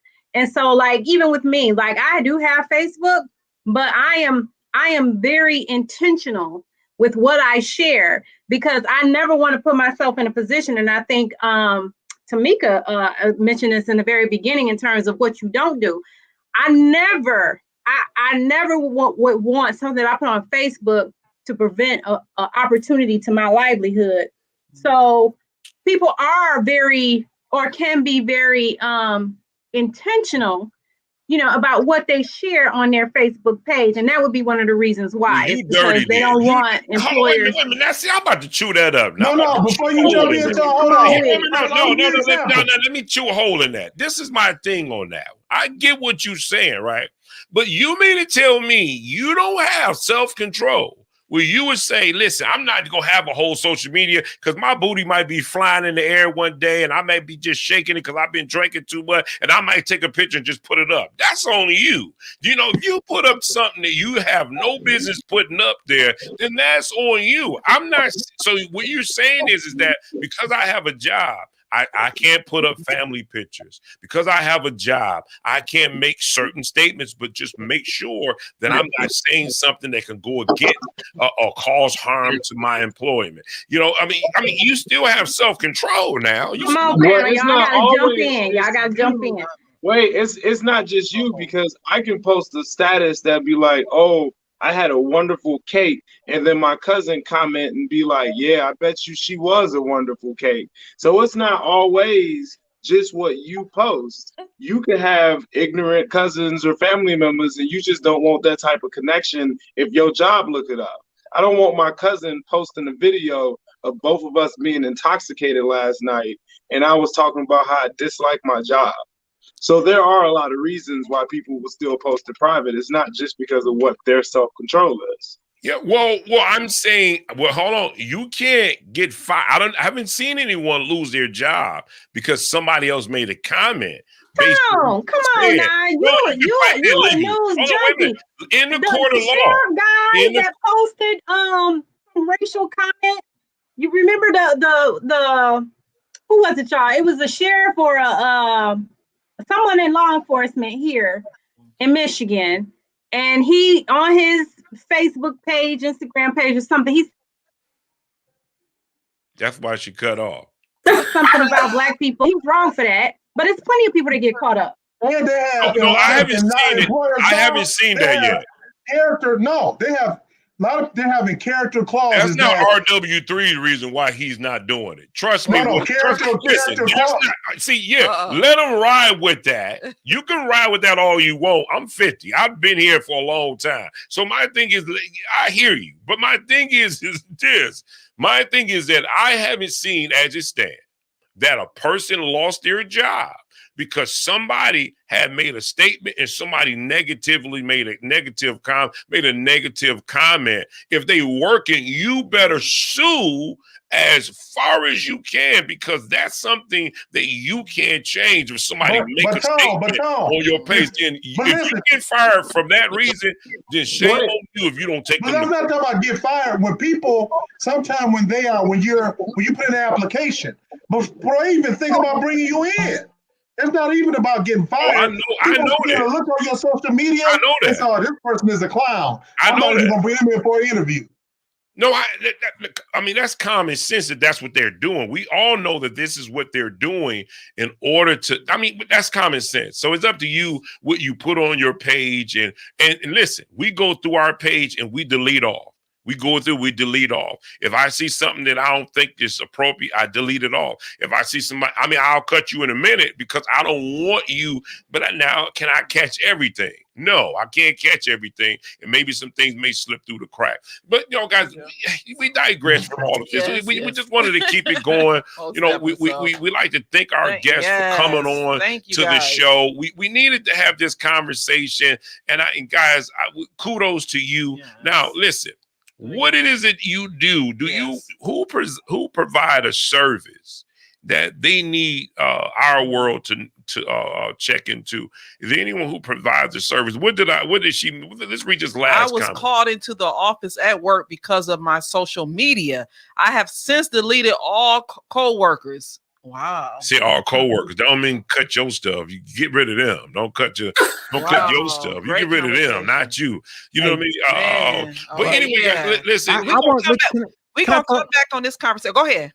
I just want to throw this out real quick. See, again, when you don't know what you representing, then you really putting out a whole bunch of stuff. Now, like for me, when I'm trying to represent a standard of excellence when I do something. And if it's not excellent, I'm not putting it out there. I don't care. Family, friends, coworker, you put your brand out there of what you want to represent. So if you tossing them back and you wissy, okay, you might not know what you represent. You might be trying to represent this over here and that over there, and that's going to be trouble when you try to do it like that. So a rule of thumb is don't put it on social media if it's not your brand, if that's how you want people to think about you. That's right. Wow, that's good. Right. And that's a good point. That's somewhere that's something great to leave with. To me, what would you leave us with, Tamika? And you too as well. Tori, you'll be next after that. No, I love that. And I just want to add, you can't control what other people comment on your page, but I do think it's important to have a social footprint out there. And you can control the narrative. You can control what you're posting. If someone posted something negative, you don't have to respond and you can delete those comments. So that's not a reason to not have a social footprint. That's right. And then I'll just leave with that I am a relationship and confidence coach and a True Colors facilitator. And you can find me at www.confidentheartcoach.com. And I'm also on Facebook at Confident Heart Coach, Tamika Snodgrass. Tamika, Thanks for having me. just a little bit. Can you tell us what a True Colors coach is? Can you A explain True that Colors a little more? facilitator. And Kevin was talking about it a whole lot today, but I help individuals and organizations to get to know themselves better and to get to know other people better and to respect each other's differences. And we use a color spectrum that's called True Colors. It's made up of 4 colors. And what we can say is that everybody has a bright color, or what we call a primary color. But of the 4 colors, we're all made up of every single color. We're all different. And the whole idea is to create unity. We all need each other. Every color is important in the color spectrum. And so I can share a lot more online. But that's the important thing, is that we create unity and we respect each other's differences and strengths and weaknesses, because we all need each other. That's good. Wow, I like that. I like that. really I love good. that. That's great. Yes. That's great. Great. And well said too, as well. Well said. All right. What about you, Mr. Torre? So I like to tell people that dating is like vehicles. They evolve with what's going on in time. And remember, back in the day, internet dating was a faux pas. People were like, what? You met that person on the internet? Ew. And now it's just like, what? You met that person at the club? You're going outside? So we've changed. Wow. And so it's up to us to also change the way that we see the dating world. We can't keep looking at the dating as the same, like something that's not changing or just like everything else in the world. So we have to be able to change with it and learn how to be comfortable with it and learn who we are. I am a life coach. I am a relationship and dating life coach. I help people learn how to have healthy, argument-free relationships. And I also am having free classes every week starting on Wednesday to teach people how to have argument-free relationships. And you can visit me at copaceticcoaching.com and you can easily sign up for my classes. Wow. Okay. Well, Kevin, did you give us your information? Nope. But I'm gonna give it to you now. So, so Tamika, I'm glad you rock that True Colors, because I also am a master trainer for True Colors, and what I've done with that particular tool is I've taken it to the level where I give people X-ray vision. So that they can tell things professionally and personally in advance what they need to do and exactly what they need to see. Wow. In the world I come from, assessment guides intervention. And when you make the wrong assessment, your intervention is definitely off. Wow. So I created relationship avenues. It's like a mall where you go shopping for your relationship needs. And so I service the business and entrepreneur community as well as the personal aspect. And so only thing I'm going to put out is April the 1st, I will be doing developing your dating X-ray vision 101, where I'm giving you 7 power strategies so that you do know how to date. And people don't have to go through what I went through, hooking up with the wrong person, losing everything and being homeless. Wow. I wouldn't wish that on my worst enemy. Wow. So. See, we should have had you on our podcast when we did that. Why he's not calling you back? Yeah. Why he's not calling you back? We did a podcast. Why he's not calling you back? Oh yeah, we're gonna have you back. We had a podcast, and that's what we had a dating coach on there from Atlanta. She was really good too. She was really good. But but she leaned more towards the women too. Yeah. You should have been on. We should have had you guys on there, because that would have been. I like what you just said. And guys, listen, if you're interested, I mean, we don't know everything. We're not saying that we're perfect. We're striving to be more perfect in the sense of understanding what it is or who we are as a person, so that we can be better to you. You know what I mean? If I'm not good in my game, I mean, God forbid if I'm in your life, right? So my thing is that we need to get ourselves together. And here's these individuals, Black individuals. We need more Black men and women in this game. And, you know, not in the sense of being a game, but you get what I'm saying. Who understands relationships? Who want to help you go to the next level? And maybe you'll get the call back. Maybe it would be a good fix for you when you're done attending these workshops or reaching out to these individuals, these professionals, what can help you so that you will know how to be on the right road to dating. So, or how to date, as Brother Kevin says. You know, what do you say, Lovely T? Yeah, because I mean, you know, and I'm not blaming everything. I'm not saying it's all within the millennial age group, but even for my age group, like, you know, we left it up to, like, I'm a child of hip hop. So if you listen to like a lot of hip hop music, they were, I was looking at something and they were saying like hip hop is the only genre that kind of got an excuse from the misogyny and everything, content that was in the music. And so a lot of people and a model. Am I frozen? No, you're back on. We can hear you. Okay, I'm sorry, because I have bad connection. But there's an absence there. There's a void there in terms of the right way to do it. And so I love the fact that we have, you know, African-American brothers and sisters that are able to teach based on experience, based on, you know, evidence-based practices and whatnot, so that we can begin to teach people the right way to do it.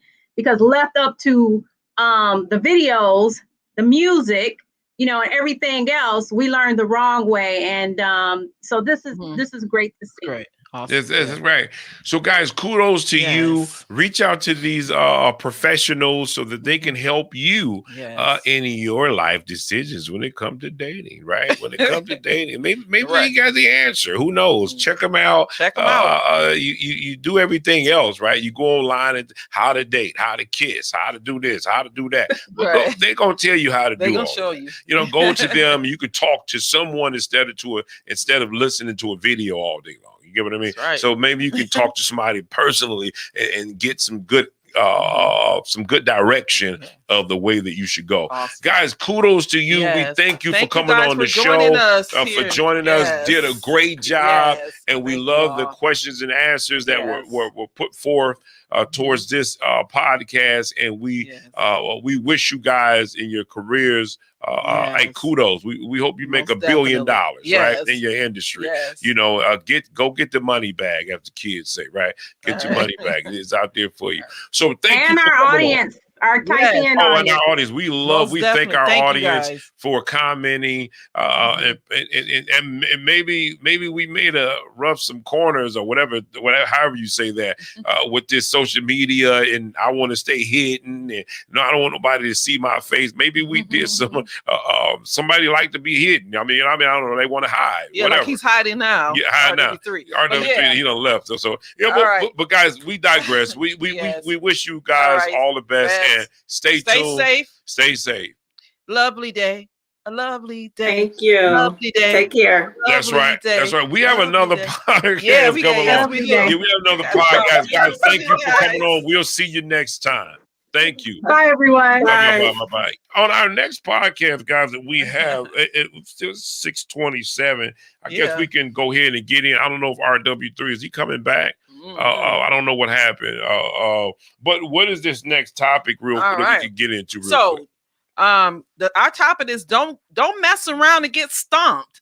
Keep your distance. All right. So this is it was a 53-year-old man who was not trying to catch the rona. He was arrested Friday after he beat up a man, smashing the victim's dentures in his mouth for not social distancing. So he was sitting at the pool, and I guess the guy was too close to him, and he asked him nicely, can you keep your 6 feet? And the guy was like, no, I guess he didn't move. So he asked him a few more times, and then after that, he stomped him. So what's going on with this? Has it gotten as bad, guys? Has it really gotten as bad? Wow, that's something pretty deep. That Because is. you know, I have a video, but we don't. let's no, we want to play the video. Go Let's ahead, play the video. producer. Hit Definitely that want to video. play the video so we get more content.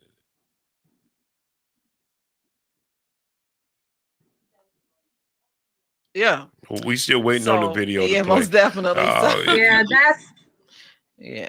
Yeah. I mean, I guess. I mean, wow. So many. I was thinking like, at least the vaccine is coming out, so maybe we'll just have a whole new landscape to deal with. But I mean, are they going to be stumping people? I mean, without saying that's extreme. That is so extreme. Yeah, that's so some people saying it's like a misplaced anger that people are going through.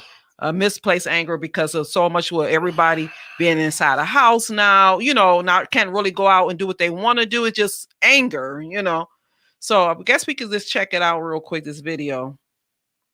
Palm Beach County Sheriff's Office says a man pulled a gun inside a Walmart during a fight about wearing a mask. The unmasked man was pushing an older man in a wheelchair Saturday afternoon at the Walmart in Royal Palm Beach. He and another shopper said some words. That other shopper was wearing a mask, and surveillance video shows the unmasked man give him the finger and pull a gun from his waistband. The sheriff's office says he threatened to kill the man before pushing the wheelchair into the parking lot, and the pair got into a white Chevrolet Equinox SUV and then took off. Anybody with any information about who the unmasked man is asked to call police. Katie Johnston for CBSMiami.com. Oh my God, what she have going on in her background? Right, that was what I was thinking. Yeah, I'm like, huh? What's your background? You all in the hotel room doing? Yeah, it was like it was something on the bed, something big old something on the bed. What was that all about? Like she could have got it. She could have been a lot more professional than that. I didn't even pay attention to what she said. I was too busy looking around her room. Like, oh my God, what you doing? I mean, yeah, that was ghetto. That was hood right there. That was black folks ain't the only. I mean, listen, we all could have this ghetto tendencies. So this person wrote, it was in a Gazette. I don't know if I'm pronouncing it right. It's an article. It said it is possible that some of the anger is just misplaced. That people are really mad at the virus and its impacts, but expressing it as anger at the people charged with making decisions about society's response to it. So he's trying to say that a lot of people are more angry because of this virus, this pandemic. They're not really just so much mad at people. They got so much anger because of the stipulations and the things that, is holding them back from really getting out and doing things. So when you have this person coming up to you, and you're fearful because you don't want to die because you hear it on the news. This person didn't die or that person didn't die. So now you see this person getting close to you and you like this fear steps in, like, hey, get away from me. And then you just lose it, So do you think that's a good point? No, I think there's something to be said there because in what other time do you really have people in public like coming up to you? It's, like, I guess I can relate, like, if you a parent, for example, and somebody feels like they have a right to come up to you and tell you to do something with your kid. Like, I don't know. It's like not too many situations in public where you have a stranger come up to you and check you. You know what I mean? So yeah, I can see where, he could just be a CPA or just a registered gun holder if they have open.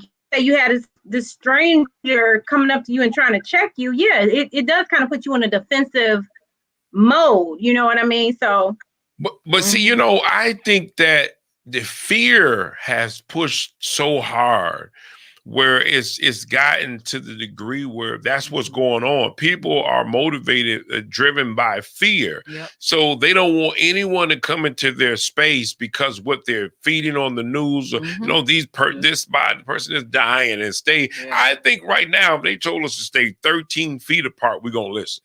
And this one guy, I don't want to say his name.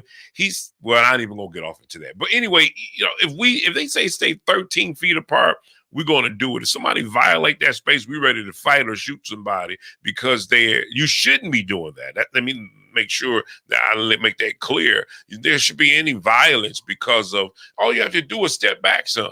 You step back. You know what I mean? Sometimes we have to be, you know, like we read in the Bible today about being peacemakers. You have to be a peacemaker and not someone who's just a troublemaker. You know what I mean? You know, I mean, you know, if they violate your space. I don't want to profile. I don't want to profile. So I'm just putting that out there to the people who don't believe in wearing masks. But I think there is that, you know, maybe subgroup of people on that end of the spectrum that feel like their rights are being infringed upon, right? And so for them, for somebody to tell them or question why they don't have their mask on, like I think earlier, there was the clip of the lady that like threw all the groceries out of the cart. You know, y'all remember? I think we played that on one of our podcasts. Like they really feel like you have like cut deep when you ask them to put a mask on, because it's like, how dare you infringe upon my rights? So I'm not saying this, I don't want to profile everyone who doesn't feel like they should put a mask on, but I do believe that there is that subgroup that is just like, you know, it's my right not have to put a mask on. So, and then the flip side of that is, you know, people see it like, look, dude, you know, this is why we have to continue to be quarantined, because of people like you. Put the damn mask on. So, you know, like Lady B said, you know, tensions are high right now. Yeah.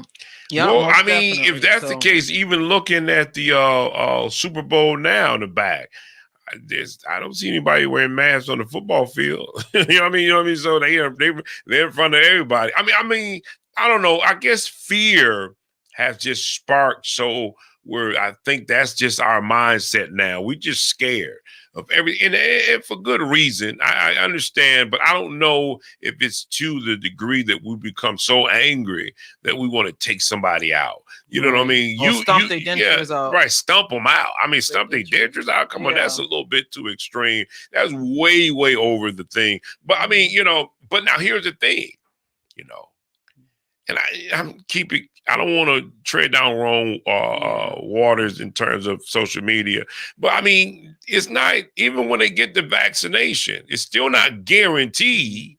You know, it's still not guaranteed. You still got to mask. They still say you have to mask up, put a mask on and all that. So, I mean, so I don't know if you out of it.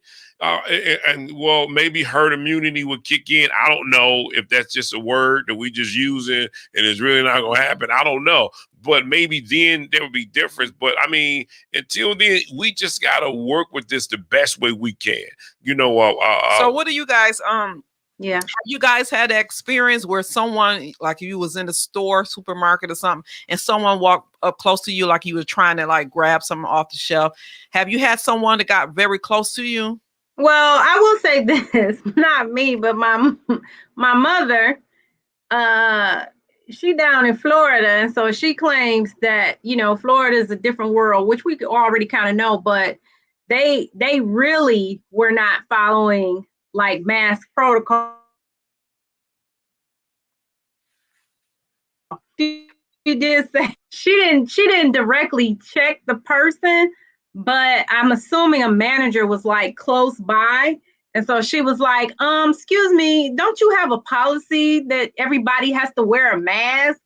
And so, you know, I think she probably won't admit to it, but I think she said it loud enough for the person to hear, you know what I'm saying? And so the person, I think, showed some level of aggression and you know, said something to her where she had to be like, I wasn't talking to you, I was talking to the manager, but I was like, Mom, like, you know, like, oh, Right. you know what I'm saying? Like, keep your mask on and keep it moving. Don't, you can't force people to do this. You know what I'm saying? So as frustrating as it is, I need you not to be getting shot, beat down, and everything else. So that's right. keep it moving, you know. Yeah. I know somebody that was like that, where he would sit out and do videos of the person, and if he see him not, see, look, they ain't wearing no mask, and see, they'll talk about, I mean, listen, like you said, some things you just got to move on. Let that, just make sure you mask up and make sure you're doing what you should do because these people out here, they're out here. You're not going to change them from what they're doing, because some of these people really believe that this thing is not real until it happened to them or in their home or something like that. And so it was a question they said, so why we have to ask, why aren't they wearing a mask? And I know you guys touched on, say, you're having your own rights. So is that the real reason why they just don't want to wear a mask? Yeah, I think so. I think it's their liberties. They believe that, hey, listen, this is my God-given right. I don't have to go by this. This is not a law. And listen, I'm refused to wear this mask. And this is all a game. This is not real. It's just like the common cold. You hear a lot of that. And that's why they don't want to wear a mask, or health reasons. It's something behind. I think it's probably less than 1% that it's truly for a health reason. But I think, like you say, it's a this is my right, or I don't believe the virus exists. Like, there are those out there that don't believe that this is a real thing, even though you have people, dying left and right. So if they don't believe it's a real thing, then of course they're not going to follow. But my thing is, I think it gets awkward when it comes to like personal spaces. Like, I've really had to decide, okay, am I going to walk into this situation and wear a mask because these are people I know, you know what I mean? Or not, versus like a public place, like a grocery store or the gas station. Like, it's easier for me to just, wear my mask, no problem. But things like funerals, like I had a family member pass away just a couple weeks ago, and I had to decide, like, am I going to the repast? Because that means I have to take my mask off and eat. What if I'm sitting to somebody that's like, they knew them, but they're not really family? Like, how comfortable am I? So, there have been situations where that have been more personal in nature, where I've had to say, like, am I not? But public spaces, like, that's a no-brainer for me. Yeah. And then it seemed like sometimes you be put in a position where you really don't want to go, but you don't want to offend people. Yeah. So it's like you feel like you have to go, but you really don't want to go because you don't want to get exposed. So you kind of like, you at that, all right, I'll go. I'll just make sure that because that's me. You know what I mean? I'm like, some places I don't want to go, but I do go some places because it's necessary to go. But you just got to take all precautions and make sure that, you do your best not to violate nobody else's space or them violating your space. But so the people that's getting the vaccine, they still have to wear a mask. I just don't understand, like, why. Like, all the people who've gotten vaccinated, they should not have to wear masks. That's what I really don't. Well, but I think they were saying that they could still be carriers. So for that reason, they're saying still wear the mask, because even though you've been vaccinated, you could be a carrier, and then someone who hasn't been vaccinated, if they're not wearing a mask, there's a higher likelihood they could get the virus. So, but ain't that so double? Isn't that so? I don't know. It's so messy. It is. This whole thing is just so messy, how this thing is figured out. And you can get it, you can't get it. But the common denominator in all of this is you still can get it, regardless if you get the vaccination, if you don't, if you wear the mask, if you don't wear the mask. They said the mask is not guaranteed, the shot's not guaranteed. So it's almost guaranteed. Like nothing's guaranteed. So, I just think it's sad, though, that we are so divisive on this issue. Because it does create the opportunity for people, another reason, or like I said, opportunity for people to be violent. Yeah. And so that's really like the sad part about it, that, we can't all just be in accord to knock this thing out. I mean, if you look at, what is it, Wuhan,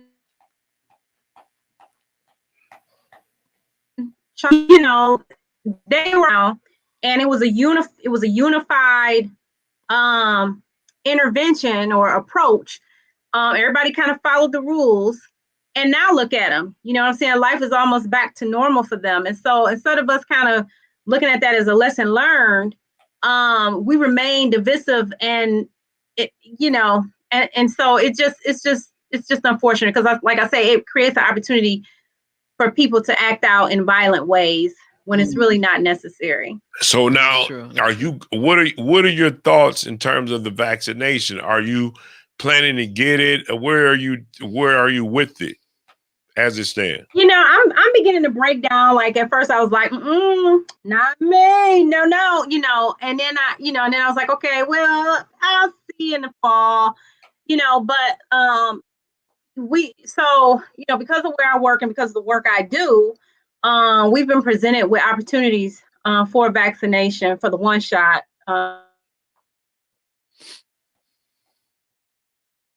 Not the five.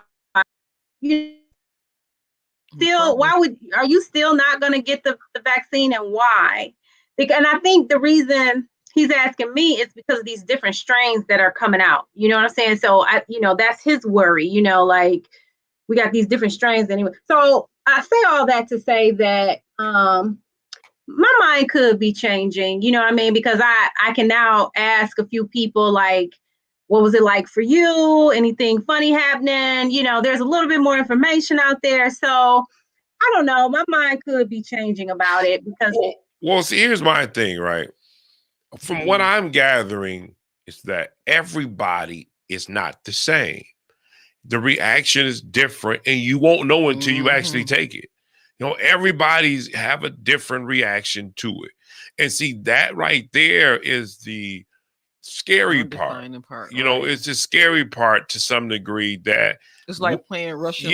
Russian roulette. What's going to happen to me if I take it? I'm not saying telling people not to take it. That's up to you. That's on your mind. It's your decision. You have to live with that decision. But that's the thing that I guess that I keep hearing, you know, over and over again, that it reacts differently to everybody's body. So you won't know until you actually take it to what's going to happen. You get what I mean? I respect, like you say, it's an individual choice. I respect individual choice, most definitely.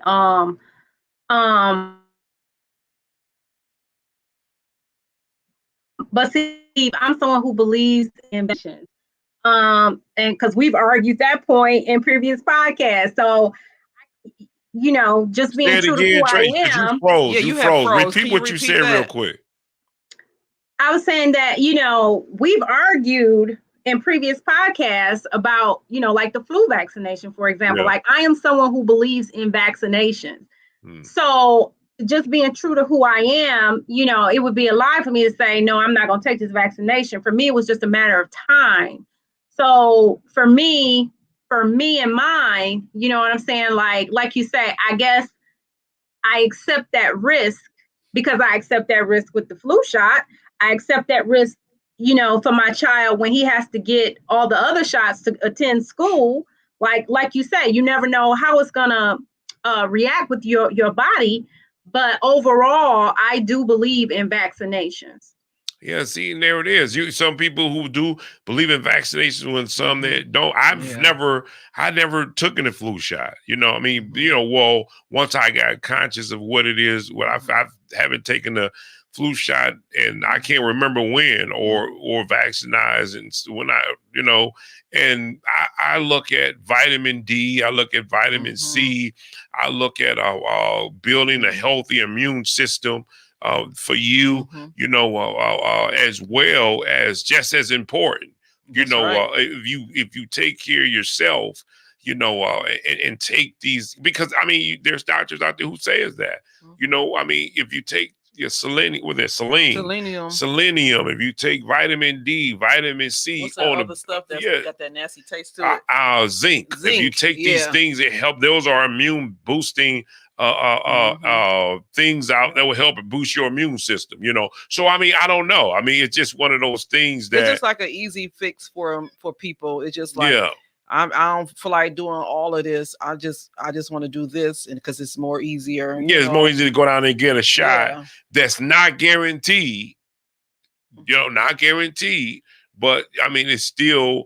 Why make something up that's not guaranteed? Why? Now, here's the thing, right? And I want to throw this out there.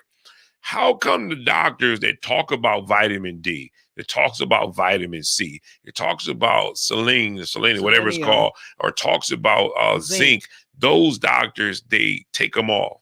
They silence them, and they tell them that this 99%, they said 99 point something percent is our people overcome this thing. You know, there's a big high rate of those who do get better. You know what I mean? That don't actually die. You know, and these people are silenced. But the ones they're pushing get vaccinated, but they're pushing that. But they're not. I mean, these doctors are still helping. They're not coming against the vaccinations. They just saying that these things can help you in your process, but they want to silence them. I don't know why you can't use both. Why can't you say? I mean, and that's where I'm at, Tone. In all honesty, is using both, because pharmacy chain, that's a part of what they're promoting now, is both the homeopathic and the pharmaceutical, and together, you create a barrier, for yourself in terms of that, natural way of boosting your immune system, and then taking whatever pharmaceutical medicine to do what it do, do what it needs to do. Right. So I do believe that, together, you're definitely you're definitely putting yourself in the best defense possible against whatever may come and try to attack your body. So I'm not a proponent of that at all. I don't know why they silence those people, because again, I think you can have both. I think there is room for both.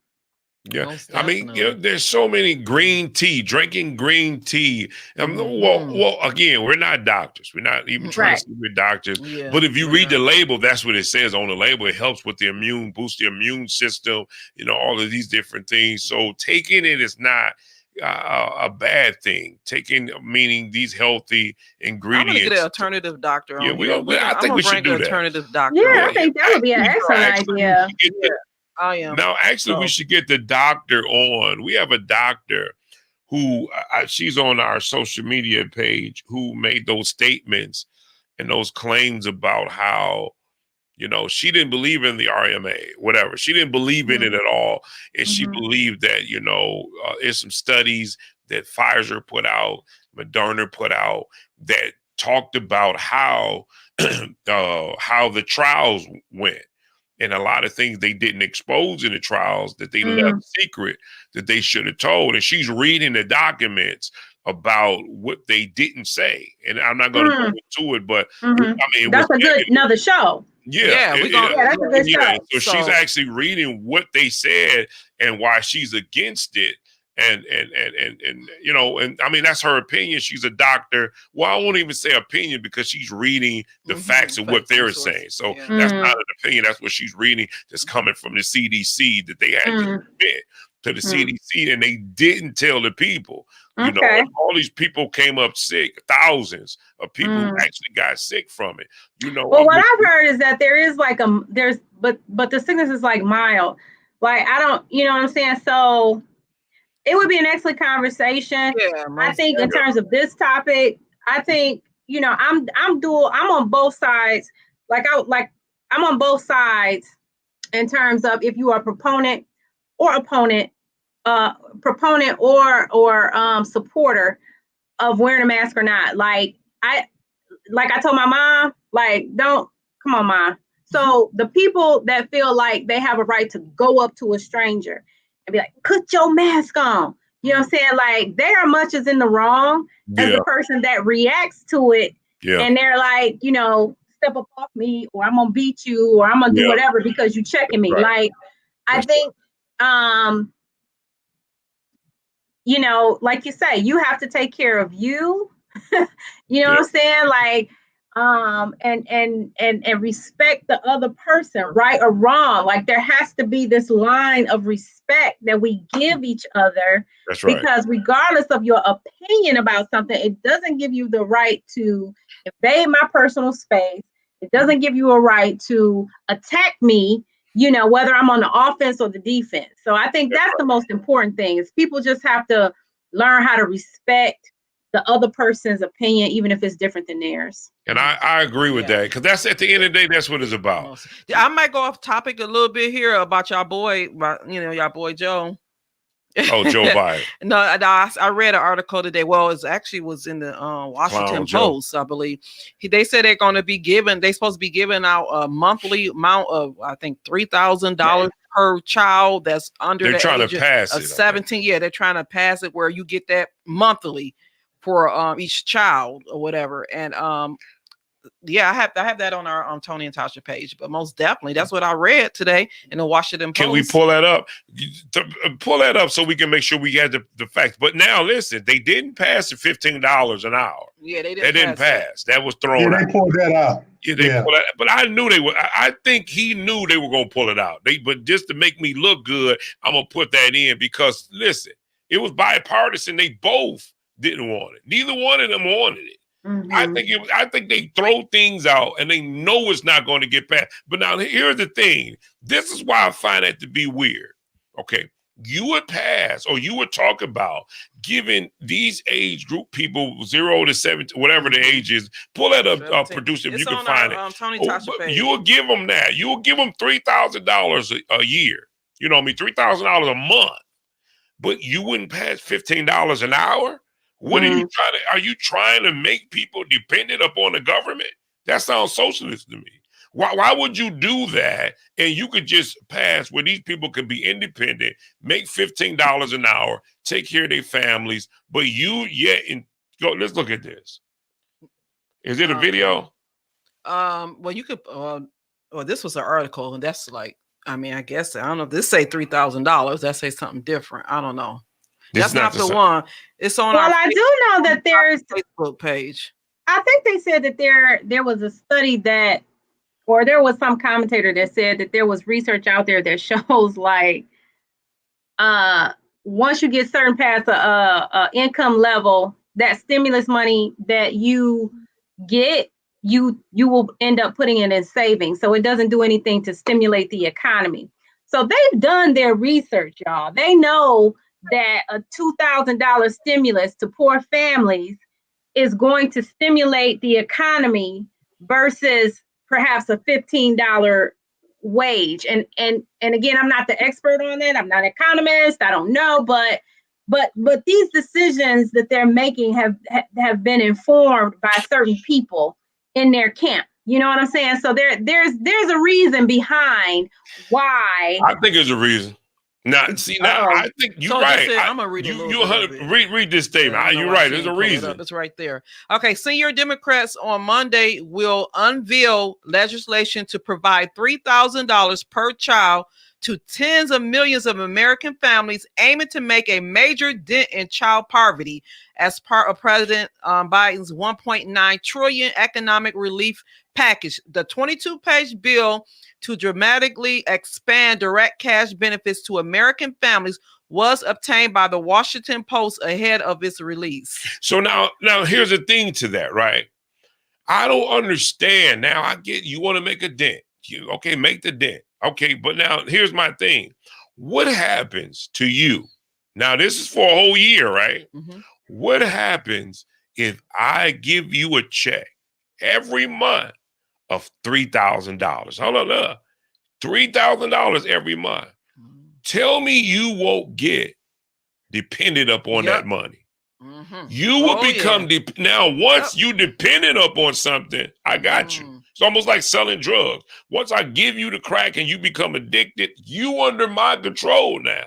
Mm-hmm. You're not independent anymore because guess what? Some people are going to use that money to put down to help pay for their costs of their apartment, their rental, their car note. They're going to use that food. They're going to become dependent upon that check more so than me giving you a $15 an hour and you go still work and you know I have to work for that $15 an hour. So now, which one sounds better? I mean, obviously, $3,000 a month given to you, you don't have to do nothing. So they say. But you don't have to. I'm with you on that. That $15 though. That $3,000 a month is just. I think that's bad economics. I think there has to be a better way to support people. I mean, direct cash payment, but it has to be like you said. Of course, we speak scripture where, like Christ giving us the resources we need to do even greater things. That what can I give you for you to be independent, Right. or like you said, codependent upon me, like helping somebody, like like if like my daughter, she's in school for something, and so I'm making an investment to helping pay back some things for her so she could be independent but not committing to her lifetime, because so we help our kids. So like you said, taking care of you and not giving you the resources to take care of yourself. I mean, and I would like to see a plan like that, like job development, something. Yep, schooling. But it seemed like that's what everything is going. Like, listen, he just passed it where, did you look that up about women's sports, where now men can play in women's sports?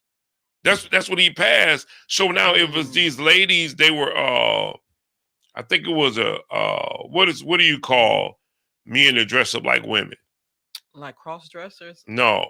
I want to say the right word. What's the word? You know what we're saying. We're now this lady who this person who is that, they disagree with Biden, saying that no, I don't believe that should happen. That's fair, because now men, just because they doing this, they can come and over.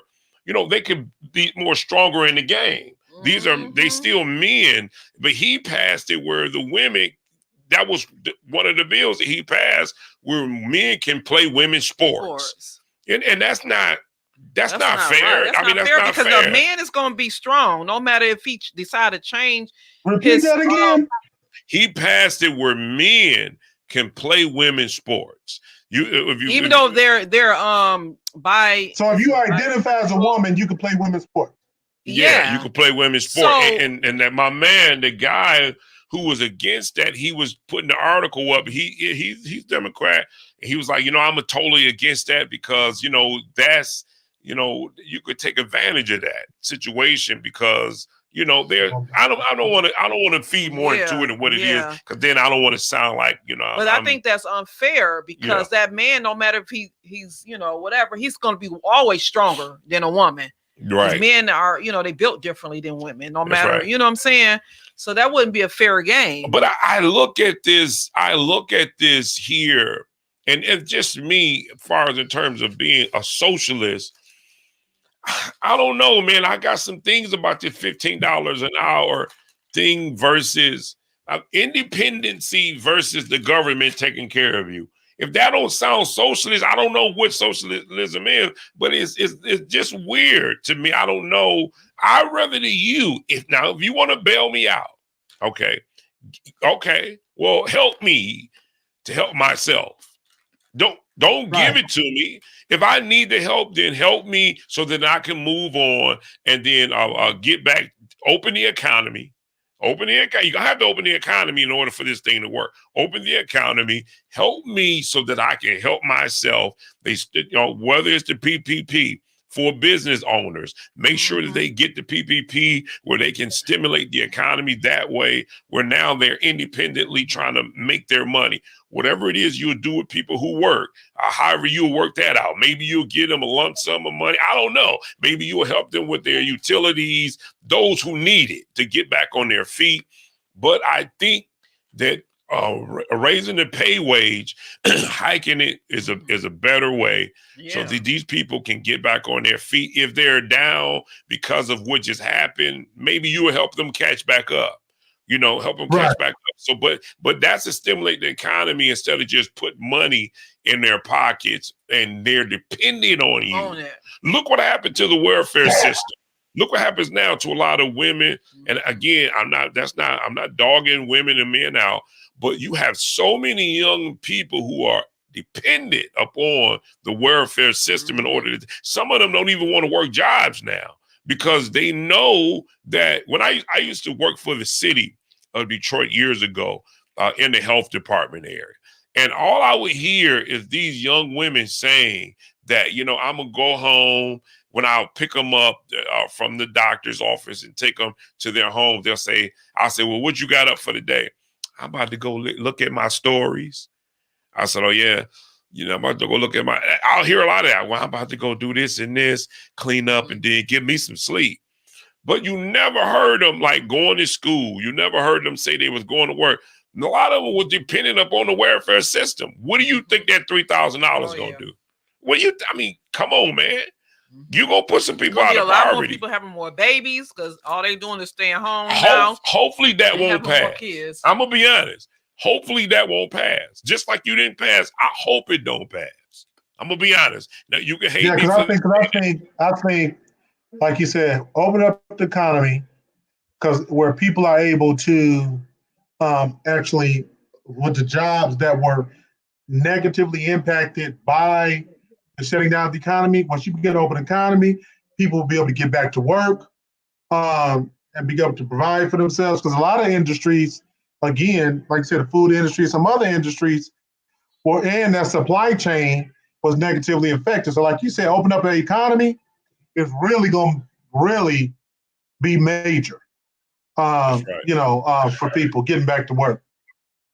Well, we're going to see how this thing play out. I wish Lovely T, I wanted to hear her perspective in that area. Oh, Lovely T, I want to hear your perspective in that area. What do you really think about the 3,000, like Lady B says, the 3,000 per month or the $15 an hour?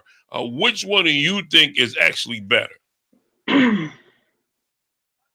You have to choose one. I think the $15 an hour. Now, here's what I will say, because I remember the days of work first programs, because I too work with that population. I think that $3,000, if it was like for a child care credit, right? Because here's the thing, $15 is definitely better, but I'm gonna tell y'all, child care is not a joke. Have multiple kids.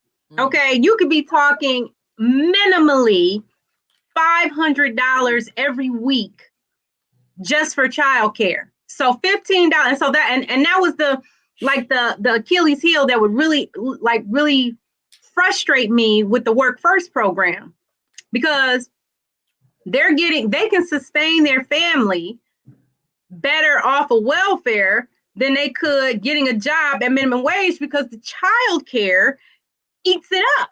It actually, they can't even afford child care and not be on welfare. I mean, even if I think about it, if I think about it, there was even like recently within the last 2 years, a young lady that worked up under me, and she chose to like quit her job and go back on the welfare because she was trying to go to school, and it was just too much trying to work, go to school, and pay for childcare. So my point is that I do think it shouldn't even be a either or. Like, yes, we need the $15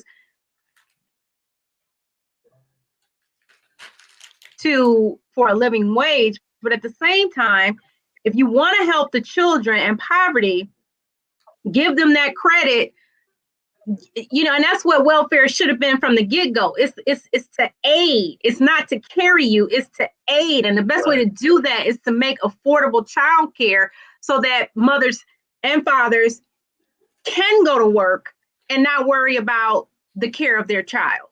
And so what I'm going to do, I'm going to write down, I'm going to take a list of those things which seems to be socialist moves.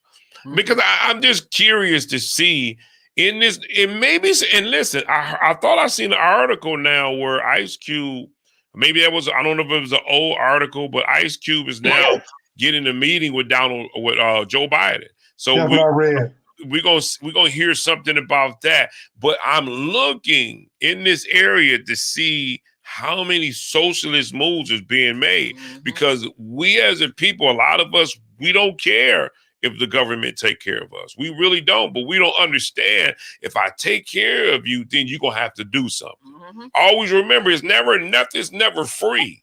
It's never free. If I take care of you, there's something you're going to have to do in this situation. And always keep that in the back of your mind, people. You're not always free because somebody writing you a check. And I think they started off with these stimulus checks. You know, we can, but you know, trying to get people to get a broader view of, because you can't, I don't think, that percentage of the taxpayers' money going there when you have so many issues with infrastructure, so many other things that need to divvy the money up.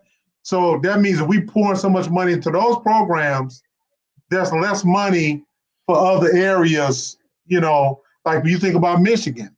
Well, we got some of the worst roads in the nation. So we pour a lot of money in certain programs, some gonna have to give somewhere, and I want to run tired of my tire just blew out the other day on the lodge. I mean the roads, man. So I want some of my money to fix these doggone roads. Fix the damn roads. But no, I would rather see some of that money, like you say, with the $3,000. Like Tone, I think I'm hearing a consensus. Oh my God! Are we recording this? I think we all are in consensus that about time. that you a socialist at heart. No, I'm not. No, because I totally agree. Like I don't believe in generational welfare, because I think it did stifle us as a people. I do think that you should, you should have to work, and maybe not in a traditional sense, but you got to be doing something to better your situation. Welfare, unless you have a official, and that's not the right word, disability, seen or unseen, mental or physical, whatever the case may be, that prevents you from being out there being some producer and not just a consumer, because that's debilitating. So I agree with you on that. I just think that, so I agree. Like the $3,000 going to people for what? Like, yes, they know we're going to run out. We're going to buy clothes. We're going to buy food. We're going to buy, we're just going to just throw it right back out in the community. I mean, in the economy, and not really better ourselves long term. I think that money should go to the infrastructure, like RW3 said, of the schools, for example. These schools, they want the teachers, they want the kids back in the schools. Well, that's fine for, like I say, the suburban charter schools that have been well funded, but some of these schools that have been, deteriorating for years, they need to better that infrastructure so that our kids are not at higher risk of catching COVID and who Lord knows what else. Yeah, I just think the way is not independency on the government. I don't think that's the way. There's a lot of the ways we can do this, where it benefits the people as well as the government, unless you have bad intent for the people. So that's my thing. I'm not definitely for that. I mean, I know there's other ways. I'm not saying that we don't need help. And notice I say me too. We need help. All of us need help. You get what I mean? So I'm not saying don't stay out of that, but I am saying there's ways that we can do it where we're not depending on someone else to take care of us, where we are given the opportunities to benefit or to live in this capital society in a way where we can produce wealth. And to me, that's a big issue. And that's what I'm afraid of. You know what I mean? That's what I'm afraid of. And I'm watching very close from what I'm seeing out of my lens to see where are we trying to go? Because that's something that right there, that's a little dangerous to me. That's a little dangerous. You're going to feed these people these $3,000 like you feeding them crack cocaine. And then when you try to take it away from them, wait a minute, what you doing? I'm paying my bills with this. You know what I mean? So, but what do you want me to do? What do you want me to do now that I'm getting these $3,000? I'm sitting at the house. What do you want me to do? Listen, real quickly, it's something out there called NACA. Is it NACA? Yeah, NACA. NACA. And see, it's a thing, NACA helps you purchase homes, right? Where you get, very low interest rate, very low interest no rate, down payment, no down closing payment. costs. But I'm going somewhere with it. But it sounds really good to be true. I mean, and it is true. But in that, they want you to participate in like volunteering, charity work. They want you to do charity work throughout the years that you're connected with them. If I'm for sure on that, they want something in return. It's not just you. I'm giving you this, but you're not doing anything to show return, to me that you appreciate what I'm doing for you. And sometimes I heard one lady say they want you to go. It could be making sure people are voting, making sure you're getting out to vote. Now, how is that? What side are you on? Are you making me do this Democrat or Republican? Or are you for both sides and say, just as long as you're getting people to vote, what are you trying to get out of this? So that's what I'm saying. Don't just look at this as so easy of a decision and that is just benefiting you and you're not going to have to do anything about it. And I know, guys, we're going to call it quits. It's 7:13. Definitely. I know people who ever want to watch the game. I had it playing in the background. I'm looking at it as I'm looking at you guys and everything. So, but anyway, guys, I digress. We digress. Look forward to seeing you guys next week on the pod. More interesting topics, more interesting guests. Keep it coming, y'all. Exactly. And guys, make sure you like and share. Like this, share this. Guys, we have our own views. We have just like you do. We have our own opinions, our own view of what we share. That shouldn't come against you coming to this pod. Leave a comment. What do you think about this? I mean, you can make your voice heard here. Put it up there. Share a comment. But as long as we are leaving our own opinions, this is my opinion. This is everybody's opinion about what they believe, and that's what this world should be about. Being able to have freedom of speech to say what we want. If they take that from us, we're in trouble. They take that from us, we're in trouble. We don't need them to take that from us. So in this democracy. So guys, we ask you to like, share this page. Go to our YouTube, subscribe, please. We're gonna be begging y'all in a minute.